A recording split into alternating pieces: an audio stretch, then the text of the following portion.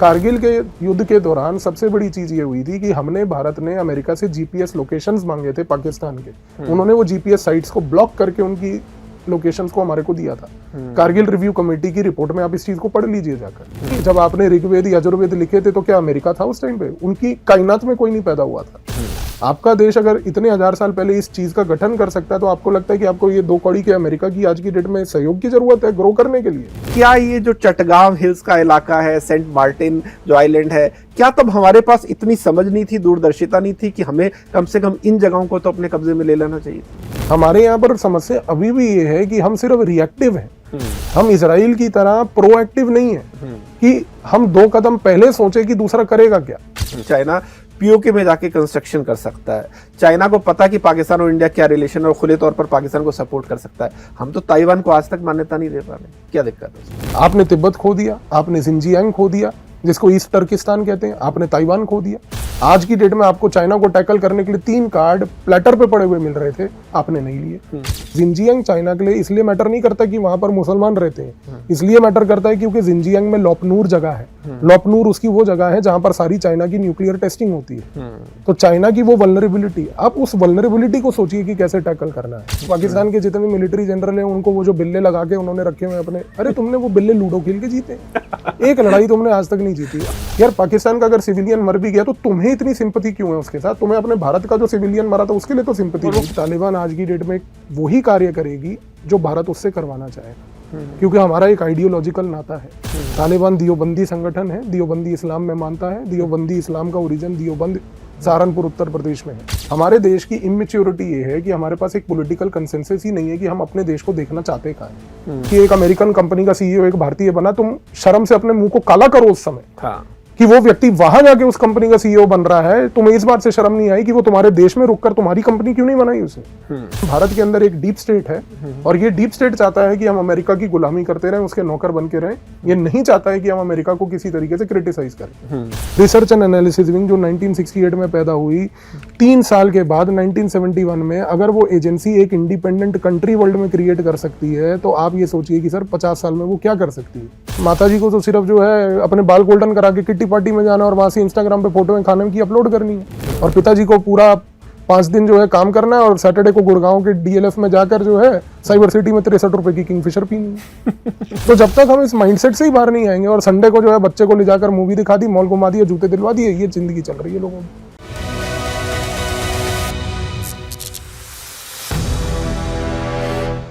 दोस्तों कहते हैं मुश्किल वक्त में ही आपको पता लगता है कि कौन आपका दोस्त है और कौन दुश्मन, और ऑपरेशन सिंदूर के दौरान भारत के साथ यही हुआ है। आज ये बात साफ हो चुकी है कि भारत की सुरक्षा सिर्फ हमारी चिंता है। इस दुनिया में कोई आपके साथ नहीं आने वाला। हर कंट्री के अपने वेस्टेड इंटरेस्ट हैं। ऐसे में सवाल यह है कि भारत को इन देशों से कैसे निपटना चाहिए, खासकर अपने पड़ोसी देशों और अमेरिका के साथ। तो हमारे साथ इसी मुद्दे पर बात करने के लिए आज स्टूडियो में मौजूद है एक ऐसे शख्स जो एजुकेटर हैं, ऑथर हैं, कंटेंट क्रिएटर हैं और मेरे हिसाब से जियोपॉलिटिक्स और डिफेंस पर भारत के फाइनेस्ट ब्रेन हैं। तो स्वागत कीजिए डिफेंस एक्सपर्ट पवनीत सिंह जी का। पवनीत जी बहुत बहुत स्वागत आपका। Thank you sir, thank you ji. Pavneet भाई पहले तो मैं इस कॉम्प्लीमेंट के साथ शुरुआत करना चाहूंगा कि बहुत कम ऐसा होता है, बहुत रेयर ऐसा होता है कि हम किसी को सुने और सिर्फ आधे घंटे में उस आदमी के फैन हो जाए, और मैं कहना चाहूंगा कि आप उन्हीं में से एक हैं। Thank you sir, thank you. जब मैंने आपकी एक आध पॉडकास्ट देखे, एक आध वीडियो देखे, और जो आपका पैशन है खास तौर पर इस चीज को लेकर, वो मैं कहूंगा कि सच में हैरान करने वाला था। और पैशन से जो चीजें निकलती हैं शायद वो सबसे सुंदर होती हैं। तो पहले तो उसके लिए थैंक यू सो मच। तो पवनीत भाई ये बताइए कि हम बिल्कुल शुरू से शुरुआत करते हैं। कहने को तो सीज फायर हो गया, आज 3 हफ्ते हो गए जब हम भी पॉडकास्ट रिकॉर्ड कर रहे हैं, लेकिन अभी भी हवा में एक टेंशन है। ऐसा लगता है कि चीजें सेटल नहीं हुई, कुछ हो रहा है पर्दे के पीछे। आपका ऑब्जर्वेशन क्या है? थोड़ा सा आपको मैं करेक्ट करूंगा कि सीज फायर तब कहा जाता है कि हो गया जब उसके ऊपर एक लिखित डॉक्यूमेंट साइन हो। लिखित डॉक्यूमेंट साइन नहीं हुआ है तो सीज फायर नहीं हुआ है। नहीं हुआ। हमारे प्रधानमंत्री जी ने ये बात क्लैरिफाई कर चुके हैं वो कई बार पिछले लगभग 2 हफ्तों में कि ऑपरेशन सिंदूर एक पॉज्ड स्टेट में है। पॉज्ड स्टेट का मतलब ये है कि भारत इस समय अपनी डिफेंस रेडीनेस के ऊपर कार्य कर रही है। भारत को ये बात पता है कि पाकिस्तान का व्यवहार नहीं बदलने वाला। आज कुछ समय के लिए वो इन गतिविधियों को रोकेगा, उसके बाद उसने ये गतिविधियां दोबारा करनी है, क्योंकि उसका सस्टेनेंस ही इन गतिविधियों से चलता है। आतंकवादी जो संगठनों के तहत वो ये काम करवाता है।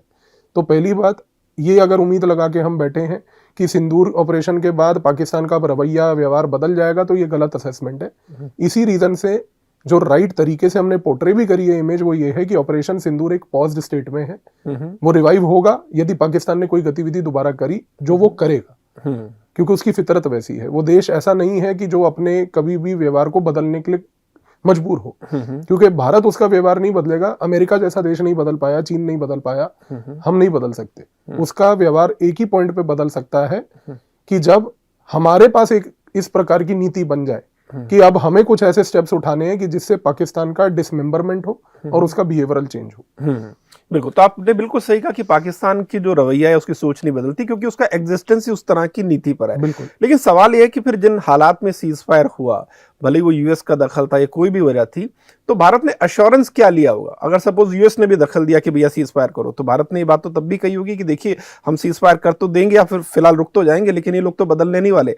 वो अश्योरेंस क्या था, अगर यूएस बीच में था तब भी, या डीजीएमओ ने बात की तब भी? नहीं, देखिए, अश्योरेंस यहाँ पर कोई नहीं था। ऑनेस्टली सबसे बड़ी बात ये थी कि जो भारत ने ब्रह्मोस मिसाइल के तहत जो किराना हिल्स जो पाकिस्तान की हैं, जहां पर उन्होंने हमला करा एक बम के तहत, और जो उनका नूर खान एयरबेस को डिस्ट्रॉय किया, जो कि स्ट्रेटेजिक प्लानिंग डिवीजन का हेडक्वार्टर है, जो पाकिस्तान की न्यूक्लियर कमांड अथॉरिटी संभालता है, उस पर्टिकुलर पॉइंट के टारगेट के बाद जो है अमेरिका को ये समझ आ गया कि भारत इस समय बहुत क्लोज है पाकिस्तान के पूरे न्यूक्लियर एसेट्स को तोड़ने के लिए। और ये बात आज छुपी नहीं है, इसके ऊपर कई किताबें लिखी जा चुकी हैं। वो अलग बात है कि वो पॉपुलर नहीं की जाती हैं डिलिबरेटली अमेरिका की तरफ से। अमेरिका की देखरेख में पाकिस्तान ने अपने न्यूक्लियर बम बनाए हैं।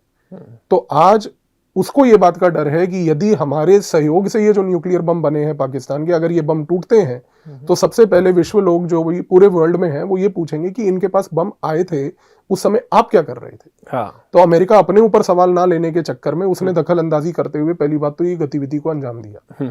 तो इस कॉन्टेक्स्ट में यहाँ पर ये कहना कि भाई डीजीएमओ से बात हो गई या अश्योरेंस मिल गया, अश्योरेंस कुछ नहीं है। यहाँ पर सारा प्रॉब्लम ये था कि जब उनको ये समझ आ गया कि हमारे न्यूक्लियर एसेट्स आर वल्नरेबल, उसके बाद उनको समझ आ गया कि इसके बियॉन्ड हमारे पास गेम नहीं बचा है, नहीं बचा है। तो यही उनका एक पर्पस था कि इवेंचुअली उन्होंने सीज फायर की भीख मांगी फिर कि भाई अब बंद कर दीजिए, इसके बियॉन्ड मत जाइए, क्योंकि आप यहां तक पहुंच गए हैं जो कि अल्टीमेट दरवाजा है। और एक कॉन्स्पिरेसी थ्योरी जो चलती है, आपने तो खैर इस बारे में बहुत कुछ पढ़ा, आपने का किताबें भी पढ़ी है, वो ये भी चलती है, कल ही मैं कहीं पढ़ रहा था, कुछ लोगों का कहना है कि दरअसल पाकिस्तान के पास कोई न्यूक्लियर बम है ही नहीं, वहां अमेरिका ने अपने न्यूक्लियर बम कुछ पार कर रखे, ऐसा माहौल बनाया ताकि पाकिस्तान को एक डिटरेंस रहे इंडिया के खिलाफ। और उसी के आड़ में उसने 90 के दशक के बाद भारत में जो हमने देखा इतने सारे हमले करवाए।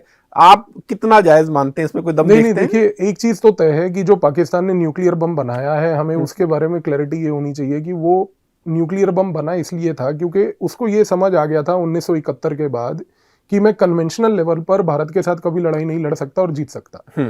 अगर मुझे भारत के साथ कन्वेंशनल पैरिटी अचीव नहीं होगी तो मैं उस कन्वेंशनल पैरिटी को, यानी कि जो मिलिट्री सुपीरियोरिटी भारत की है, यदि मैं उसको अचीव नहीं कर सकता और उस पॉइंट तक नहीं पहुंच सकता, तो मैं और क्या अपना सकता हूं कि जिससे मैं उसको ओवरकम करूं। बिल्कुल। इस रीजन से उसने पहली बात तो न्यूक्लियराइजेशन के ऊपर फोकस किया।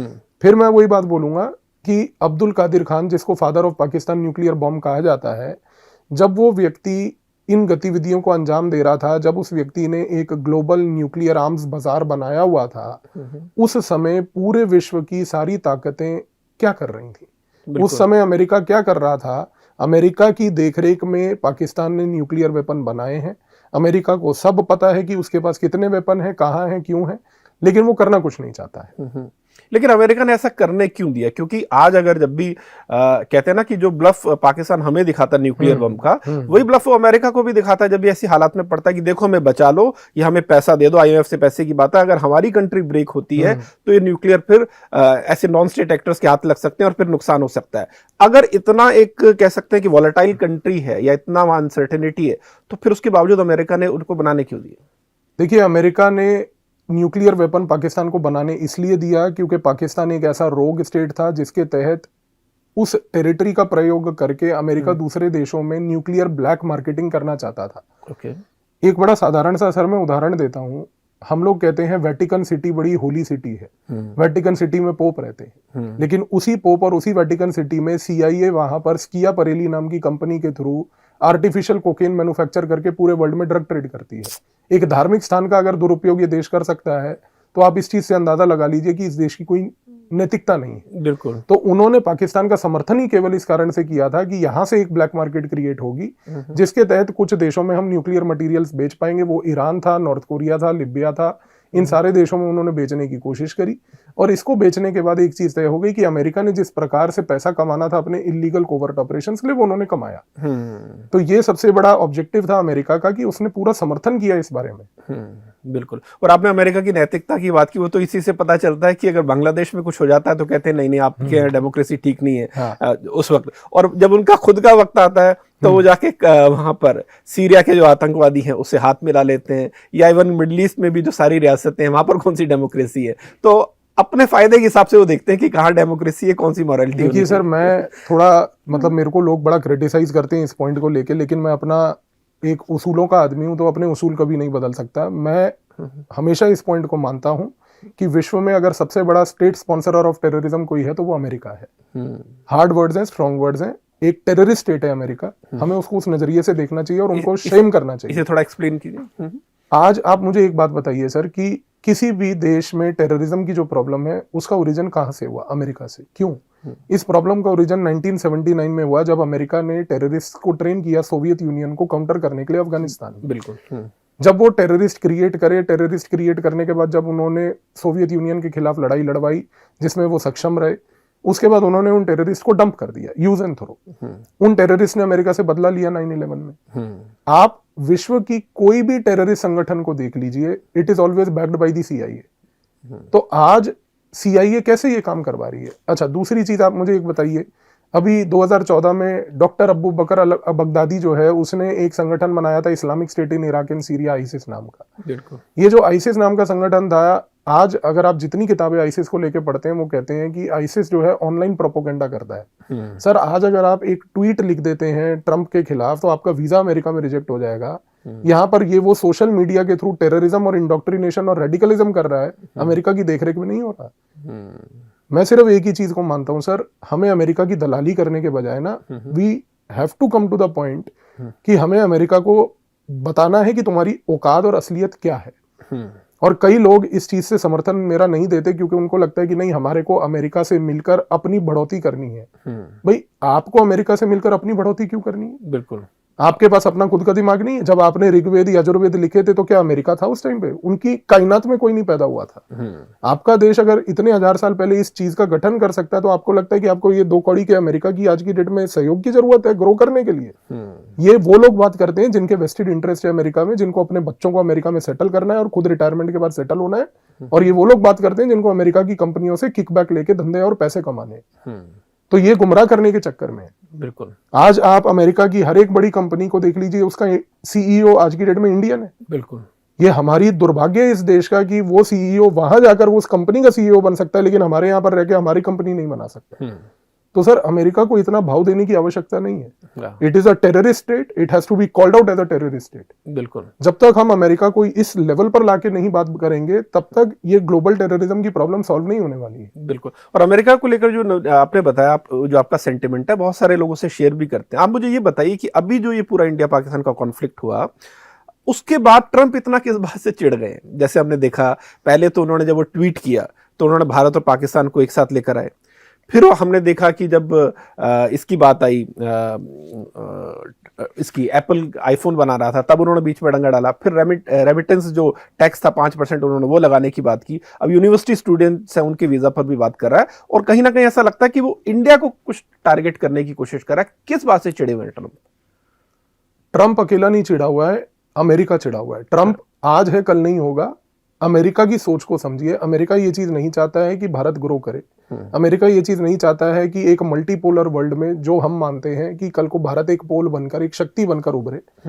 मैं हर बार ये बात कहता हूं कि जितना आप इस बिलीफ में मानते हैं कि अमेरिका आपके हित के लिए काम कर रहा है, आपको एक दिन समझ आएगा कि उससे बड़ा धोखेबाज पूरे वर्ल्ड में कोई नहीं था। बिल्कुल। अमेरिका के साथ आज की डेट में कोई नहीं खड़ा है। कोई नहीं खड़ा है का मतलब ये है कि कोई एक ऐसा देश बोलिए या बताइए जो ये कहता है कि नहीं, अमेरिका जैसा नैतिकता मानने वाला देश से बढ़कर कोई देश नहीं है। कोई बोलेगा नहीं ये बात, क्योंकि अमेरिका का उद्देश्य ये है कि दूसरों को लड़वाते रहो, दूसरों को कमजोर करते रहो, दूसरों को टारगेट करते रहो। अगर लड़ाई नहीं करवा सकते तो अलग तरीके से उसको काउंटर करो ताकि वो मेरे बराबर में आके खड़ा ना हो, बस। ये तो उसने शुरू से किया, ये उसने शुरू से किया है। तो अमेरिका नहीं चाहता है कि आप बढ़ें जीवन में, अमेरिका नहीं चाहता है कि आप जो है विकसित भारत की ओर बढ़े, वो नहीं चाहता है कि आप जो है एक शक्ति बनकर उभरे विश्व में।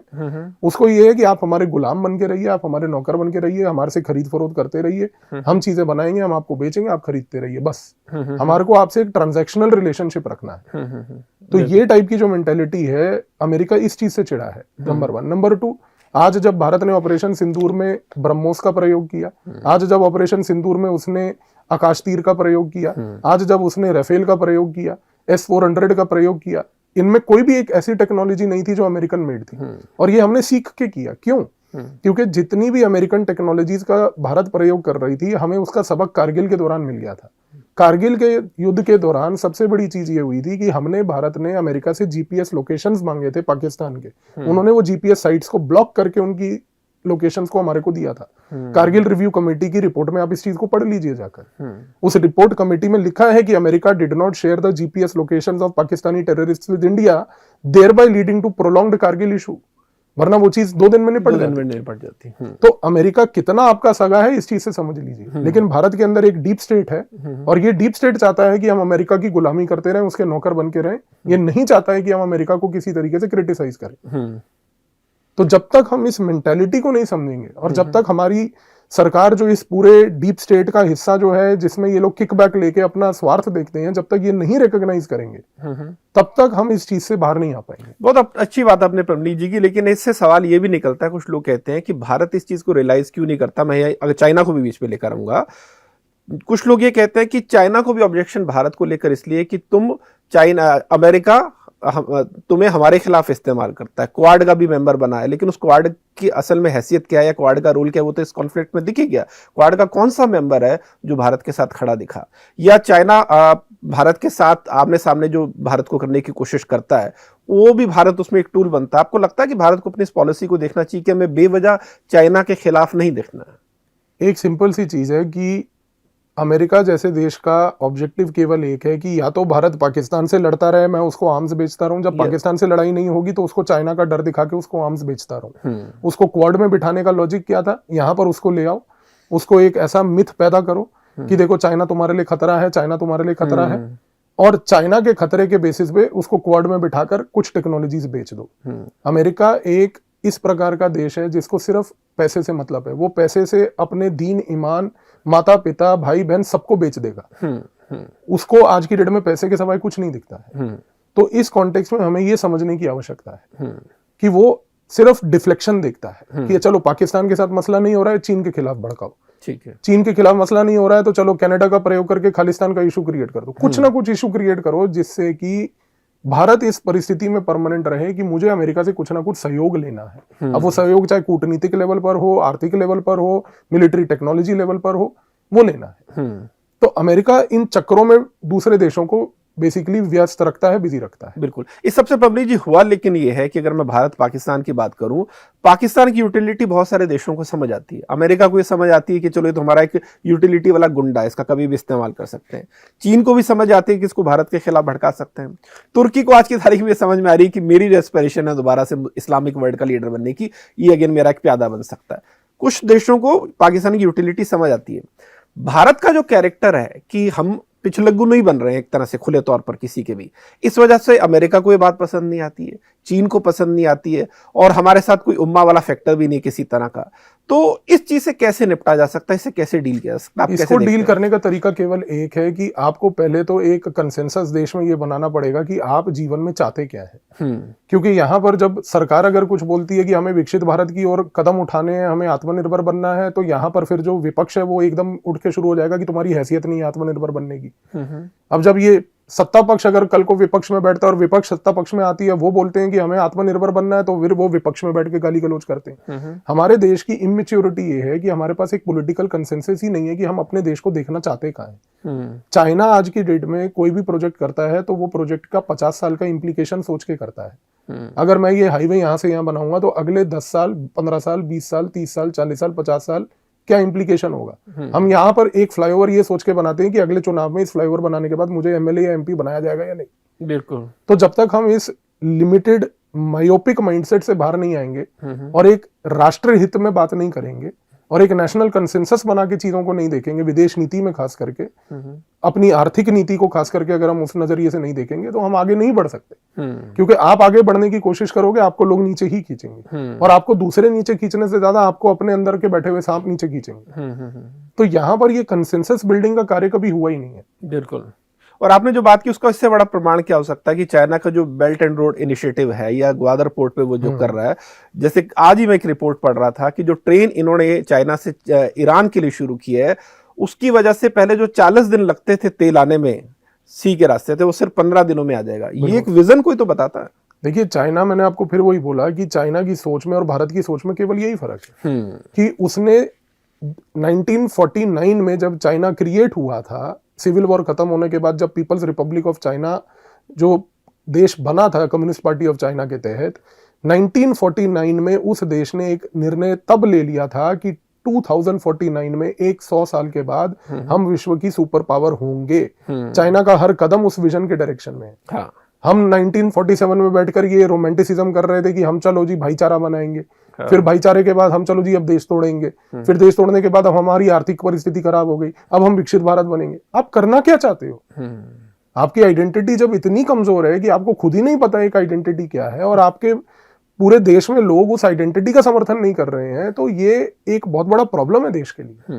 और ये प्रॉब्लम तो छोटी छोटी चीजों में दिखता ही। जैसे अगर हम ये बात करते हैं कि आज दुनिया उस दौर में जी रही है जहां लोग देश आमने सामने खुद नहीं लड़ते, वो आपकी फॉल्ट लाइंस देखते हैं कि आपको कहां भिड़ाया जा सकता है। उसके बावजूद हम देखते हैं कि कन्नड़ में अगर एक भाषा को लेकर विवाद होता है और रूलिंग पार्टी का एमपी उस विवाद को जस्टिफाई करता है, या साउथ में हम देखते हैं तमिलनाडु में जहां वो नॉर्थ साउथ की बात करते हैं और वहां पर भी भाषा का इशू उठाते हैं, या अगर हम पंजाब में देखते हैं कि जहां पर खालिस्तानी एक सोच वाले लोग एमपी बन जाते हैं, या शेख राशिद कश्मीर में बन जाता है, या जब भारत पाकिस्तान का युद्ध चलता है और बंगाल में लोग सड़क पर आकर उसका विरोध करते हैं कि ये युद्ध नहीं होना चाहिए। अगर इस तरह के सेंटिमेंट खुद भारत के अंदर है तो आपको लग रहा है फिर हमें बाहर से किसी दुश्मन की जरूरत? मैंने आपको वही बोला कि जैसे कई लोग जो विशेषज्ञ हैं वो ये कहते हैं कि भारत के लिए एक चाइना फ्रंट है, एक पाकिस्तान फ्रंट है, ये दोनों टू फ्रंट हैं, इन दोनों की दोस्ती एक रीइंफोर्स्ड फ्रंट जिसको थर्ड फ्रंट कहते हैं। मेरा मानना हमेशा ऐसा ये है कि भारत में इन फ्रंट्स को छोड़िए, जो भारत के अंदर का 0.5 फ्रंट है आप उसको पहले टैकल कीजिए, क्योंकि वो 3 फ्रंट्स के साथ तो आप निपट लेंगे, क्योंकि उसको निपटने के लिए आपकी सेना है और सेना बहुत केपेबल है। 3 दिन में निपट लिए, वो 3 दिन में निपट भी लेंगे। वो सेना हमारी इतनी केपेबल है, हमें सेना पे भरोसा है कि वो कर लेंगे ये काम। लेकिन ये जो भारत के अंदर बैठे हुए सांप भारत को डस रहे हैं, ये जो गंगा के अंदर के सांप हैं, इन सांपों को कोई नहीं निकाल सकता। क्योंकि ये जो आज की डेट में डीप स्टेट का हिस्सा बन चुका है, इसके बारे में कुछ नहीं हो सकता अनफॉर्चुनेटली।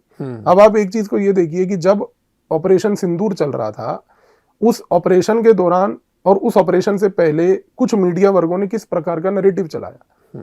जब पहलगांव की इंसिडेंट हुआ तो उसके बाद एक पूरा यूट्यूब पे बैठा हुआ पालतू मीडिया वर्ग है जो सिर्फ यही चर्चा कर रहा था कि देखिए मोदी की तो हैसियत ही नहीं है पाकिस्तान को रिस्पॉन्ड करने की, पाकिस्तान के लोग आके चले गए, वो हमारे बंदों को मार के चले गए। यार तुम जैसे दो रुपल्ली के यूट्यूबर, तुम्हारी कोई हैसियत नहीं है बात करने की, तुम्हारे खुद के बच्चे बाहर पढ़ते हैं, इधर उधर काम करते हैं, जाके पहली बात तो बॉर्डर पे खड़े होके करो। अगर इतना तुम्हारे को सो कॉल्ड जरूरत थी तो कश्मीर चले जाते। वो सब नहीं करना है, पर यूट्यूब पे बैठ के प्रोपेगेंडा करना है। फिर जब ऑपरेशन सिंदूर हुआ तो सिंदूर के दौरान फिर इन लोगों ने ही भारत में बैठ के सोचिए नैरेटिव चलाया कि भारत ने टेररिस्ट कैंप नहीं, पाकिस्तान के सिविलियन मार दिए।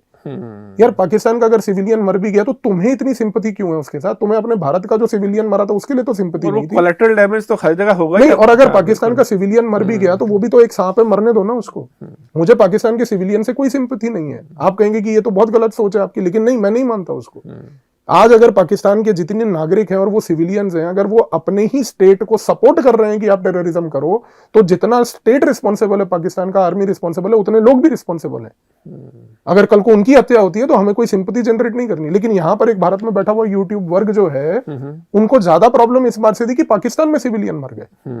आप ये चीज को देखिए कि मैंने जितने इस मीडिया पॉइंट को एनालाइज किया, जो ये भारत के 0.5 फ्रंट का मीडिया है, इन्होंने एक बार भी उस पूरे डिस्कशन के दौरान ये चर्चा नहीं करी कि इस्लामिक टेररिज्म जो है वो भारत के लिए थ्रेट है, उसके ऊपर डिस्कशन हो। इनको प्रॉब्लम थी कि मोदी कर क्यों नहीं कुछ रहा, फिर मोदी ने कुछ किया तो पाकिस्तान के सिविलियन मर गए, और फिर जैसे ही वो खत्म हुआ तो अब जी हमारे राफेल गिर गए। तो गोल पोस्ट चेंज होता रहता है। इनका गोल पोस्ट सिर्फ एक ही है कि देश में गुमराह करो लोगों को, उनको ऐसी पॉइंट पे ले आओ कि ये होती है 4th जनरेशन वॉर, कि जिसमें आप सरकार की लेजिटिमेसी को चैलेंज करो, लोगों के मन में एक ऐसा नैरेटिव पैदा कर दो कि सरकार यदि कुछ भी करे उसका लेजिटिमेट और लेजिटिमेसी जो है खास करके वो व्यक्ति उसको सोचे ही ना कि ये चीज कर सकती है सरकार। तो ये है लोग जो फोर्थ जनरेशन वॉर चला रहे हैं। आपने बड़ा अच्छा बात की पवनीत जी, और इसी से सवाल ये निकलता है कि आज हम एक ऐसे दौर में जी रहे हैं जब रियल वॉर से भी बड़ा होता है नैरेटिव वॉर, है ना। ऐसे में आपको क्या लगता है जब वॉर टाइम चल रहा हो तो किसी भी सिविलियन की या किसी एक जर्नलिस्ट की भी क्या ड्यूटी है कि वो अपनी सरकार को क्रिटिसाइज करते हो किस बात का ध्यान रखे? क्योंकि एक बात उसे हमेशा ध्यान में रखनी चाहिए कि उसकी इसी स्टेटमेंट का फायदा उठाकर दुश्मन देश अपने देश में एक नैरेटिव गढ़ सकता है। तो आप इस चीज को कैसे एक्सप्लेन करेंगे? क्या दुश्मन देश के डर से हम सच ना बोले, या आपको लगता है कि क्या जिम्मेदारी वॉर टाइम में होनी चाहिए? मैं नॉर्मल टाइम की बात नहीं कर रहा हूं। आप जो भी सच बोलना है, जो भी बोलना है आपको, चाहे आपको क्रिटिकल पॉइंट भी बोलना है, आप सिर्फ इतना चीज का ध्यान ये रखिए पहली बात कि वो जो है आप पॉइंट बोल रहे हैं वो फैक्चुअली करेक्ट है या नहीं है। दूसरी चीज यहां पर ये है इसके बाद कि फैक्चुअल करेक्टनेस के साथ साथ कि आपका बोला हुआ एक एक शब्द लोगों की साइकी के ऊपर क्या इंपैक्ट करता है। एक समय ऑपरेशन सिंदूर का जो था, इस समय भारत के अगर लोगों के प्रति हम एक सेंटिमेंट को देखें तो एक चीज ये थी कि एक जो नेशनल यूनिटी बनने की कोशिश हो रही थी कि सारा देश यूनाइटेड है, कि भारत की सेना के पीछे खड़ा है, कि जो आप कर रहे हो हम आपका समर्थन करेंगे। यहां पर इस वर्ग ने उस यूनिटी को तोड़ा है, क्योंकि इनका उद्देश्य वही था कि ये यूनिटी ना हो। तो आपको ये चीज यहां पर समझनी है। तो आप इसको कैसे देखते हैं? आप कोई क्रिटिसिज्म करो, कोई आपत्ति नहीं पवनी जी, लेकिन आप इस चीज को कैसे देखते हैं? आपने कहा कि कुछ यूट्यूबर हैं जो ऐसा कर रहे हैं, क्या ये सिर्फ वीडियो व्यूज के लिए कर रहे हैं क्योंकि उनको लगता है सर्टेन ऑडियंस को शो देंगे? आपको लगता है इसके पीछे कोई और बड़ा गेम ये है? कोई व्यूज के लिए नहीं करते हैं, क्योंकि इनके लिए व्यूज मैटर नहीं करते। इनके चैनल पे भी आप जाके देखेंगे ना तो इनके कोई वीडियोस में कोई करोड़ करोड़ व्यूज नहीं आते हैं। ये सिर्फ इसलिए करते हैं क्योंकि ये एक पक्ष का एजेंडा चला रहे हैं, और वो पक्ष का एजेंडा ये है कि भारत कमजोर ही रहे और नौकर रहे, बढ़े ना। इनका सिर्फ ये एजेंडा है कि देश में एक यूनिटी, एक कोहेशन, एक नेशनल कॉन्शियसनेस इमर्ज ना हो, क्योंकि जिस दिन ये हो गई तो वो देश के हित में काम करेगा। इनको वो देश के हित में काम नहीं चाहिए, इनको चाहिए कि एक राजनीतिक पक्ष के हित में लोग जो हैं उसके नौकर और गुलाम बने रहे। बिल्कुल बिल्कुल। चलिए, इस पॉइंट पे मैं फिर से आऊंगा इंटरनल सिक्योरिटी वाले इश्यू पर, लेकिन अगर फिर से मैं अपने पड़ोसी देशों की बात करूं, एक चीज बड़ी दिख रही है कि जब से वो सो कॉल्ड सीज फायर हुआ है, चाइना कहीं ना कहीं थोड़ा और एक्टिव हो गया, एनसर्कल करने की भारत को कोशिश कर रहा है। खबर है कि वो F-35 दे रहा है, शायद अगस्त में पहले डिलीवरी कर रहा है। फिर खबर आई थी कि पाकिस्तान का जो न्यूक्लियर प्रोग्राम है उसे भी अपग्रेड करने में हेल्प कर रहा है। फिर हमने सुना कि जो बांग्लादेश में जो जगह है जहां पर वो अपना कोई एयरबेस बनाने की कोशिश कर रहा है, लाल मोनीरहट, उसको भी वो डेवलप करने की कोशिश कर रहा है। कुछ चाइनीज ऑफिशियल वहां पर आए भी थे। क्या चाइना ह्यूमिलेटेड फील कर रहा है जो भारत ने पाकिस्तान के साथ किया, या चाइना में भी पैनिक है पाकिस्तान के साथ साथ? किस तरह से देखते हैं आप इसको? देखिए, चाइना का पाकिस्तान का रिश्ता जो बाहर से दिखता है वो अंदर से वैसा नहीं है, क्योंकि चाइना और पाकिस्तान दिखाने के लिए एक दूसरे के साथ हमेशा से खड़े हैं, लेकिन चाइना ग्रेजुअली इस चीज को अब रियलाइज कर रहा है कि पाकिस्तान पे एक पॉइंट के बियॉन्ड में कितना भरोसा करूं। उसका सबसे बड़ा कारण ये है कि 2014 में जब उसने China Pakistan economic corridor conceptualise किया था, 2025 11 साल हो गए, वो कॉरिडोर बना ही नहीं। तो चाइना ने सारी पूंजी लगा दी, सारा पैसा लगा दिया, सारा डिप्लोमेटिक माइट लगा दिया, हर तरह की सपोर्ट कर दी, लेकिन उसके बावजूद वो पिछले 11 साल में कॉरिडोर नहीं बना। चाइना को इस बात की फ्रस्ट्रेशन है। चाइना ने हमेशा से ये चीज समझी है कि उसका उद्देश्य ये था केवल कि मैं पाकिस्तान का प्रयोग करके भारत को और पाकिस्तान को एक दूसरे में बिजी रखूंगा, जिससे कि विश्व की जो बाकी गेम है वो उसको मैं खेल पाऊं, क्योंकि मेरा कंपटीशन भारत नहीं बल्कि अमेरिका से।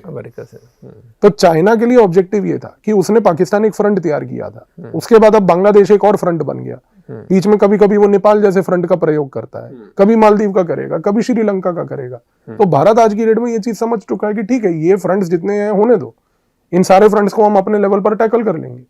लेकिन बात यह है कि क्या चाइना और पाकिस्तान एक दूसरे के साथ एक रीइंफोर्स्ड फ्रंट बनकर भारत के खिलाफ लड़ाई लड़ेंगे या नहीं लड़ेंगे, वो एक हाइपोथेटिकल सिनेरियो है जो कि एक एक्चुअल वॉर में ही पता चलेगा।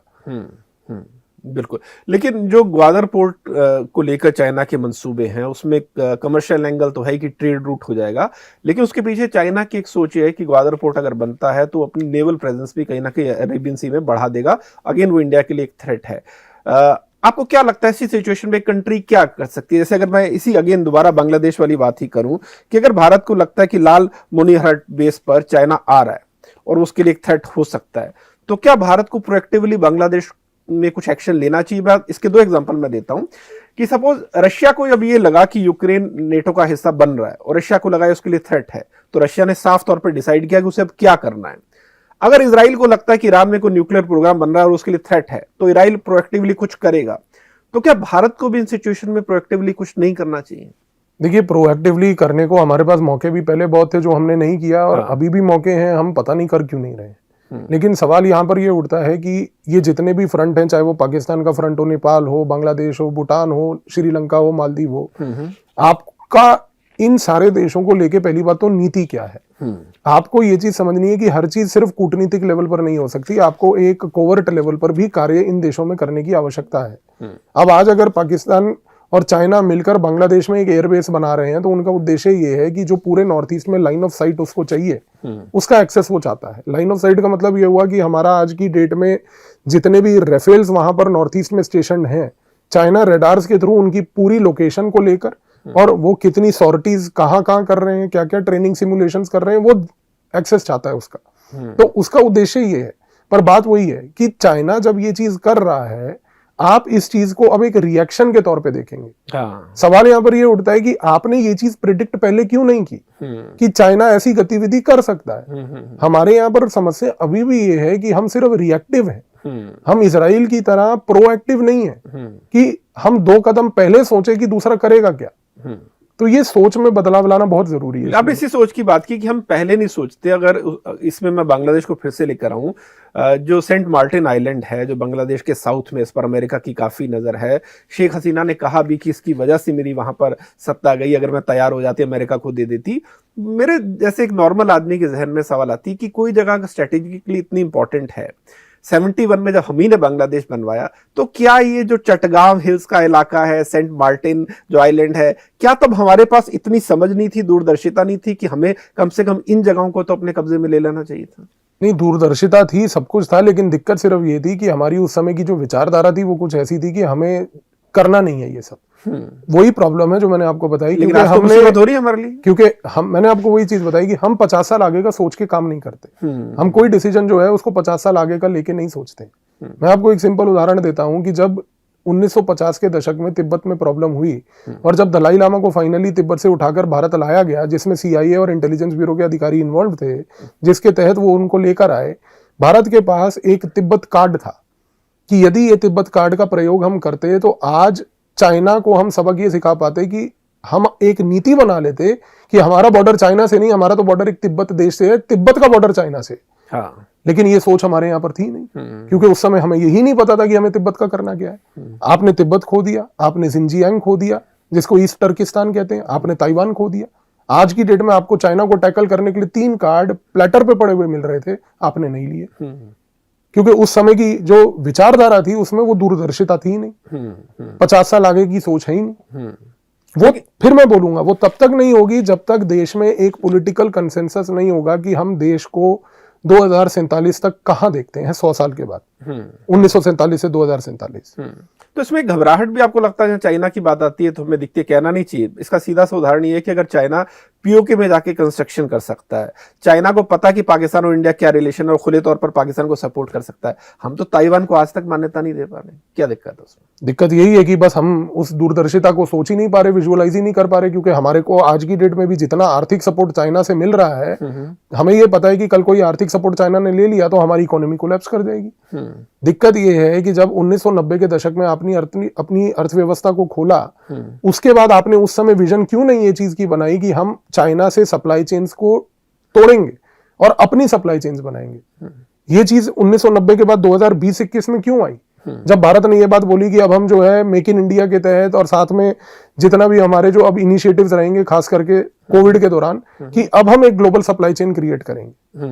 तो हम चीजों को लेट समझते हैं और तब तक बहुत देर हो चुकी होती है। लेकिन पमीर जी, यहाँ पर बहुत सारे लोग ये भी कहते हैं कि भारत जो है वो अपने ईस्टर्न और वेस्टर्न दोनों फ्रंट पर एक साथ 2 एनिमी अफोर्ड नहीं कर सकता। अभी ऐसी कभी नौबत तो नहीं है कि दोनों तरफ से कोई एग्रेशन हो। ऐसे में सवाल ये है कि हम चाइना के साथ अपने संबंध नॉर्मल करने के लिए क्या कर सकते हैं? मैं इस बात इसलिए भी पूछ रहा हूँ क्योंकि इस बीच चाइना और रशिया भी क्लोज आए, दोनों का शायद 2-3 साल पहले कोई एग्रीमेंट भी हुआ था जहां एक लिमिटलेस फ्रेंडशिप की भी बात की गई थी कि हर तरह की फ्रेंडशिप में कुछ भी नहीं है। और चाइना रशिया चूंकि क्लोज आए हैं, इसमें एक डाउट ये भी होता है कि अगर इंडिया और चाइना किसी वक्त अगर आमने सामने होते हैं तब रशिया का रिस्पॉन्स क्या होता है। ऐसे में जो मेरी थोड़ी वो समझ ये कहती है कि अगर इंडिया सिर्फ चाइना से अपने रिलेशन संबंध कर ले तो ना सिर्फ साउथ एशिया में अपने लिए थोड़ा आराम जुटा सकता है बल्कि दुनिया के लेवल पे भी। वो संबंध आपको क्या लगता है नॉर्मल हो भी सकते हैं, हो सकते हैं तो कैसे हो सकता है? देखिए, चाइना के साथ संबंध नॉर्मल होने में कोई प्रॉब्लम नहीं है। उसके लिए भारत को पहले रणनीति ये बनानी पड़ेगी कि हम चाइना से चाहते क्या है। आज चाइना के साथ हमारा 3800 किलोमीटर से लंबा एक वर्ल्ड का सबसे लॉन्गेस्ट पेंडिंग बॉर्डर डिस्प्यूट है जो अनरिजॉल्व्ड है। पहले तो आप इस चीज पे कंसेंसस बनाइए कि हम चाइना आपसे व्यापार तब करेंगे जब आप बॉर्डर डिस्प्यूट को सॉल्व करोगे। आप बॉर्डर सॉल्व नहीं करते हो, हम आपसे व्यापार नहीं करते। तो ये अगर प्री कंडीशनल सोच हम लगा लेते हैं पहली बात, तो पहली चीज यहां पर बॉर्डर मजबूरन सॉल्व होगा।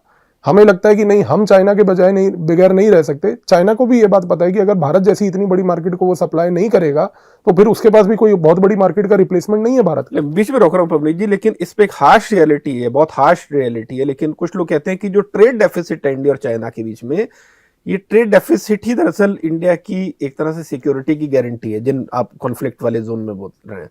अगर ऐसा हमारा माइंडसेट है कि ट्रेड डेफिसिट लेकर हम अपने लिए अपनी सिक्योरिटी इंश्योर करें तो बहुत ही नेगेटिव माइंडसेट है। सर, ये व्यापारी माइंडसेट है, ये नेगेटिव माइंडसेट नहीं है। ये देश के हित वाला माइंडसेट नहीं है। ये देश के हित में जो देश के ये जो व्यापारी वर्ग है ना, जिनका धंधा चल रहा है इस काम से, वो अपने धंधे को सेफगार्ड करना चाहते हैं at the cost of the country. तो अब आपको ये सोच यहाँ पर अपनानी है कि आपको ये व्यापारी पालने हैं या आपको बेसिकली ये देश की समस्या सॉल्व करनी है। क्योंकि व्यापारी को एक टाइम पर तो लॉस झेलना पड़ेगा। पर क्या वो व्यापारी वर्ग लॉस झेलेगा? नहीं झेलेगा, क्योंकि वही व्यापारी वर्ग इन पॉलिटिकल पार्टियों को फंडिंग करता है। तो वो फंड करके ये बोलेगा कि तुम चुप रहो, तुम्हारा क्या लेना देना। जब 1947 से नेहरू बॉर्डर नहीं बना पाया तो तुम्हें क्या आवश्यकता है बॉर्डर बनाने की? तो वो अपने हित को सेफगार्ड करता है। इसी रीजन से मैंने बोला कि हमारे को पहले अपनी नीति क्लियर करनी है। लेकिन जब इंडिया पाकिस्तान का जो सीज फायर सो कॉल्ड हुआ, उसके बाद हमने देखा सिर्फ 4 दिन के अंदर अटारी और वाघा बॉर्डर पर फिर वो नाच गाना शुरू हो गया। उस पर जब लोगों ने सवाल उठाया तो उसमें चीजें निकल कर आई कि वहां जो लोकल दुकानदार थे उनको नुकसान हो रहा था। आपने जो व्यापारी की बात की, जो कंट्री लोकल दुकानदारों के प्रेशर में आके वो नाच गाना फिर से शुरू कर सकती है। आप इस चीज से समझ लीजिए कि फिर चाइना के साथ क्या परिस्थिति है। मतलब मेरे को कुछ कहनी, हमारे साथ सबसे बड़ी दिक्कत ये है कि हम अपने व्यापारी वर्ग को अपना भगवान मानते हैं। हमें व्यापारी वर्ग को ये बात समझानी है कि भाई तुम व्यापार के लिए बने हो तो व्यापार के लिए काम करो, तुम्हारा दिमाग उसके ऊपर नहीं चलेगा। पहली चीज। दूसरी चीज ये है कि जब आप ये प्री कंडीशन रख देते हैं कि बातचीत आपसे तब होगी जब बॉर्डर का मसला सॉल्व होगा, ये पहला स्टेप होना चाहिए। ठीक है। दूसरा सबसे बड़ा स्टेप ये है कि आपको कुछ भी करके सबसे महत्वपूर्ण चीज है कि ब्रेन ड्रेन को रोकना है। मुझे एक चीज समझ नहीं आती, आप काम करते हैं, मैं काम करता हूं, आप सरकार को टैक्स पे करते हैं, मैं सरकार को टैक्स पे करता हूं, आपके मेरे टैक्स पेयर के पैसे से आईआईटी में विद्यार्थी पढ़ते हैं, आईआईटी में विद्यार्थी पढ़ने के बाद अमेरिका चले जाते हैं, आपको और मेरे को क्या फायदा मिला? बिल्कुल। हम यहाँ पर इनको क्या फ्री की एजुकेशन खैरात बांटने आए इन लोगों को? आप ये रूल क्यों नहीं बनाते कि यदि कोई व्यक्ति आईआईटी और आईआईएम से अगर पढ़ रहा है तो 5 साल उसके बाद उसको भारत में ही काम करना पड़ेगा, ये बॉन्ड साइन करवाइए। आप बेसिकली टैक्स पेयर का पैसा लेके आप अमेरिका जैसे देश का फायदा करवा रहे हैं। हाँ। और उसके बाद उसको सेलिब्रेट भी करते हैं और सेलिब्रेट करते हैं। मतलब मुझे इस बात से शर्म आती है कि हमारे देश को अपने मुंह पे चांटा मारना चाहिए ये बात सोच के कि जब आप ट्विटर पे इतने खुश होते हैं कि देखिए एक अमेरिकन कंपनी का सीईओ एक भारतीय बना, तुम शर्म से अपने मुंह को काला करो उस समय। हाँ। कि वो व्यक्ति वहां जाके उस कंपनी का सीईओ बन रहा है, तुम्हें इस बात से शर्म नहीं आई कि वो तुम्हारे देश में रुककर तुम्हारी कंपनी क्यों नहीं बनाई उसने? यहां पर हम कांग्रेचुलेटरी नोट्स लिख रहे हैं उसको लेके। ये देश का हाल है हमारे। तो आप इस चीज से समझ सकते हैं कि हमारी मानसिकता कभी इवॉल्व ही नहीं हुई है। हम वो गुलामी की मानसिकता में ही पड़े रहे हैं कि नहीं हम किसी के दूसरे के गुलाम बने रहेंगे। हमें उस माइंडसेट से ही बाहर आने की अभी तक सोच नहीं आई। हाँ। और बल्कि ये मुझे भी इस बात पर बड़ी हैरानी और तरस भी आता है जब अमेरिका कहता है कि वो भारत की जो स्किल्ड जो फोर्स है उसको अगर इस लेवल का कोई वीजा नहीं देगा तो सरकार कहती है नहीं हम देखते हैं कैसे नहीं था। मैं कई बार सोचता हूँ सरकार ये क्यों नहीं सोचते कि वो किस चीज के लिए लड़ रही है। सरकारें सवाल एक क्यों नहीं उठा रही कि भैया तुम बाहर क्यों जा रहे हो, तुम यहीं पर, तुम्हें क्या चाहिए? क्योंकि हमने वो अपॉर्चुनिटी का इकोसिस्टम कभी क्रिएट ही नहीं किया। जब आप अपने यहाँ पर एक अपॉर्चुनिटी का इकोसिस्टम क्रिएट नहीं करेंगे, जब तक एक एंटरप्रेन्योर जो व्यक्ति है जब तक उसमें ये कॉन्फिडेंस नहीं आएगा कि नहीं यार मुझे बाहर नहीं जाना है, मैं भारत में रह के भारत को भी इंप्रूव कर सकता हूँ और इस देश को कंट्रीब्यूट करके इस देश का भला कर सकता हूँ, तब तक ये चीज आगे नहीं बढ़ेगी। मुझे आज तक ये नहीं समझ आई कि मेडिकल स्टूडेंट्स को आप बॉन्ड साइन कराते हैं कि रूरल सर्विस करनी पड़ेगी आपको अपने एमबीबीएस के दौरान, नहीं तो आपसे पैसा लिया जाएगा 15 लाख 10 लाख रुपए जो भी होता है। बिल्कुल। लेकिन ये चीज IIT IIM में नहीं है। आप टैक्स पे कर करके उन जैसे लोगों को वहां गधों को पढ़ाइए और वो बाहर जाके गुलामीगिरी करेंगे इन लोगों की, और फिर आप बैठ के रोते रहिए कि हम तो आत्मनिर्भर बन नहीं पाए। क्यों नहीं करते? मतलब ये तो एक एडमिनिस्ट्रेटिव डिसीजन है। आज तक सरकार ने पिछले 10 साल में एक बिल लाके ये इंट्रोड्यूस क्यों नहीं किया? क्योंकि ये प्रायोरिटी नहीं है। लेकिन पवनीत भाई, ये तो सोच कहीं भी नहीं। अगर मैं फिर से दोबारा इंटरनल सिक्योरिटी पर आऊं कि जब पहलगाम का हादसा हुआ, पहला सवाल हमारे सामने आया कि किन लोगों ने हमला किया। अगर हम ये मानते हैं कि पाकिस्तान से लोग आए, तो फिर सवाल है कि कैसे आ गए। फिर कुछ देर बाद हम ये सोच देखते हैं कि यार, पाकिस्तान से इतनी जो महिलाएं यहाँ पर आई जिन्होंने यहाँ के लोगों से शादी की, और वो सालों साल से यहाँ रह रही हैं बिना यहाँ की सिटीजनशिप ली, और पाकिस्तान की वो भी नागरिक हैं। और हजारों महिलाएं, 2-4 नहीं, हजारों महिलाएं ऐसी, मतलब उससे पहले किसी को होश नहीं था। फिर पता चलता है कि देश में 15-20 जासूस पकड़े गए जो पाकिस्तान की वो कर रहे थे। फिर कुछ दिनों बाद हमें पता चलता है कि इस तरह के और भी इशू होते हैं। वेस्ट बंगाल में भी इस तरह का एक इशू हुआ। तो और जैसा मैंने कहा कि 70% देश में जो मोबाइल है, चाइनीज मोबाइल हम यूज करते हैं। हमने इजराइल के केस में देखा था कि उन्होंने किस तरह से पेजर धमाके किए। तो जब 70% मोबाइल हम यूज कर रहे हैं, जिसमें सिक्योरिटी पर्सनल भी मोबाइल यूज कर रहे होंगे, और बहुत आज की तारीख में कुछ भी हो सकता है, वो इन्फॉर्मेशन चाइना भी अपनी तरह से ले सकता है। ये सारी चीजें क्या इंटरनल सिक्योरिटी के लेवल पे हम सोचते नहीं है जब तक कोई हादसा ना हो जाए? नहीं, हमारा, मैंने आपको फिर वही बोला, हमारा अभी भी सोच केवल एक ही पॉइंट पे चलता है, वी विल रिएक्ट। हम इजराइल की तरह प्रीएम्प्ट नहीं करते। आप इस चीज को सोचिए कि जो इजराइल ने पेजर अटैक किया, आपको क्या लगता है कि वो उसने 2023 में जब 7 अक्टूबर को अटैक हुआ, उसके बाद ये प्लानिंग वो करी? तो जब शिपमेंट गई थी वहां पर, वो तब पिछले 10 साल से काम कर रहा है इस चीज को लेकर। उसको ये पता है कि अगर हिजबुल्लाह के पास पेजर है, पेजर का प्रयोग वो कर रहा है, इस पेजर के पुर्जे कहां से आ रहे हैं, वो पिछले 10 साल से इन चीजों को मैप कर रहा है। हम वो नहीं कर रहे हैं। तो जब तक हम इस माइंडसेट में नहीं आएंगे कि हमारे एडवर्सरी, यानी कि जो हमारा वेरी है, कि वो किस प्रकार की चीजों का प्रयोग कर रहा है, तब तक हम उसको काउंटर नहीं कर सकते। तो ये एक बहुत बड़ी समस्या है देश को। लेकिन पाकिस्तान में अभी जो कुछ हो रहा है, अननोन मैन किलिंग कर, आपको लग रहा है कि वही प्रीएम्प्ट है जिसकी आप बात कर रहे हैं? देखिए, वो एक पॉइंट पर ये चीज तो पाकिस्तान में होनी ही थी, क्योंकि पाकिस्तान को बहुत लंबे समय से ये बात भारत बोलता आया है, अलग अलग तरीकों से, चाहे पहले डोजियर दे दे के और फिर डायरेक्टली बात कर करके, कि आप ये टेररिज्म की सेंचुरी को बंद कीजिए। ठीक है। लेकिन जब उसने इसके ऊपर कोई कार्य नहीं किया, तो इसके सिवाय फिर कोई और वैकल्पिक तौर पर हमारे पास ऑप्शन नहीं है। तो ये चीज तो होगी। और आज कंसिडरिंग की जो एक जूनियर लेवल की लीडरशिप इन तंजीमों की, मिडिल लेवल की लीडरशिप इन तंजीमों की क्योंकि ऑलमोस्ट निपट गई है, अब केवल सिर्फ सीनियर लीडरशिप ही बची है। तो यहाँ पर डीकैपेसिटेशन जो इन लोगों का और संगठनों का हो रहा है, वो इस प्रकार से चल रहा है कि आने वाले समय में ये वाइप आउट होंगी। पर यहाँ पर एक चीज हमें ये समझनी है, आप लश्कर ए तैयबा के संगठन में सबको मार दीजिए, आप हाफिज सईद को भी मार दीजिए, क्या लश्कर ए तैयबा दोबारा रीओरिएंट करके, रीइन्वेंट करके नहीं आएगी? बिल्कुल आएगा। ओसामा बिन लादेन को मारने के बाद क्या अलकायदा खत्म हो गया था? नहीं हुआ ना। आपको ये चीज समझनी है कि आप आदमी मार सकते हैं, एक विचार को नहीं मार सकते। बिल्कुल। आपको यहाँ पर विचारधारा की लड़ाई लड़नी है। विचारधारा की लड़ाई का मतलब ये है कि आपको ये समझना है कि पाकिस्तान इन तंजीमों का सपोर्ट जो कर रहा है, वो क्यों कर रहा है। लोग कहते हैं वो इसलिए कर रहा है क्योंकि उनको वो भारत के खिलाफ प्रयोग करना चाहता है। नहीं, वो इसलिए कर रहा है क्योंकि उसने जो न्यूक्लियर वेपन बनाया है, उसको ये पता है कि ये न्यूक्लियर वेपन मेरी अम्ब्रेला है, छत्र छाया है, शील्ड है, इसकी आड़ में मैं बेसिकली इन संगठनों को सपोर्ट करूंगा। अब प्रीएम्प्टिव जो आपने बात करी, वो ये है कि क्या भारत आज की डेट में ये सोच रहा है कि अगले 3 साल के अंदर अंदर मैं पाकिस्तान के न्यूक्लियर एसेट्स को कंप्लीटली डिस्ट्रॉय कर दूंगा? क्योंकि आप एक चीज को समझिए, आपने पाकिस्तान के न्यूक्लियर एसेट्स तबाह कर दिए। तबाह करने का मतलब ये नहीं कि आपके फोड़ देना है उनको जाकर, आप उनको मेलवेयर के थ्रू इस प्रकार से मेल फंक्शन कर दीजिए कि वो चले ही ना। हो सकता है सर? बिल्कुल हो सकता है। क्यों? अगर इजराइल ईरान के न्यूक्लियर एसेट्स पे कर सकता है, तो आप क्यों नहीं कर सकते? आप उनसे सीखिए उन्होंने कैसे किया। और आज की डेट में किताबें लिखी हुई हैं मोसाद के अधिकारियों ने कि क्या क्या चीजें हुई हैं। और क्या भारत की सरकार को मोसाद के अधिकारियों से एक्सेस नहीं है? सबसे हाईएस्ट लेवल पर एक्सेस है। लेकिन अभी रिसेंट कॉन्फ्लिक्ट में जब ये चीज एक बहुत ही एविडेंट हो गई, साफ हो गई कि अगर यूएस का कोई प्रेशर पड़ेगा तो कैसी भी सिचुएशन में भारत आगे नहीं बढ़ेगा, तो आपको लग रहा है कि भारत फिर उस कदम की सोच भी सकता है? देखिए, क्योंकि एक चीज तय है, आप ये चीज को याद रखिएगा कि अमेरिका के हित में ये पॉइंट है कि भारत का पाकिस्तान के साथ और चीन के साथ मसला कभी हल ना हो। बिल्कुल। क्योंकि जिस दिन भारत और पाकिस्तान के मसले खत्म हो जाते हैं, या जिस दिन भारत और चीन के मसले खत्म हो जाते हैं, अमेरिका का धंधा खत्म हो जाता है। अमेरिका एक ऐसा व्यापारी है कि वो ऐसा लाला है जिसकी दुकान पे अगर मान लीजिए उसको डल्ले के अंदर रोज के रोज 1 लाख रुपया कैश ना मिला, तो वो रात को पागल हो जाएगा शराब पी पी के। अमेरिका का वो हालात है। तो उसके माइंडसेट को समझिए। उसके हित में है कि इन दोनों की प्रॉब्लम परपेचुअली रहे, उसके हित में है कि उनकी ये प्रॉब्लम चाइना और इंडिया के बीच में परपेचुअली रहे, उसके हित में है कि रशिया यूक्रेन की प्रॉब्लम में परपेचुअली चलाता रहूं। 1990 से लेके आज तक रशिया और यूक्रेन के बीच में इश्यूज चल रहे हैं, क्योंकि वो इश्यूज चलेंगे, इसी रीजन से यूरोप उसका सामान खरीदेगा। अगर यूरोप एकजुट होकर इतनी दिमाग लगाकर ये चीज बोल दे रशिया के साथ कि हमें अमेरिका तुम दूर रहो, तुम्हारा कोई लेन देन नहीं यूक्रेन के बीच में और रशिया के बीच में, हमारी टेरिटरी के पास है यूक्रेन, हमारी टेरिटरी के सामने रशिया, हम अपने आप जाके बात करेंगे, अमेरिका पागल हो जाएगा। तो मैं फिर वही कह रहा हूं, आपको ये चीज समझनी है कि सर अमेरिका इस समय विश्व का सबसे बड़ा नाग है। उस नाग का जब तक विनाश नहीं होगा तब तक पूरे विश्व में शांति नहीं आ सकती।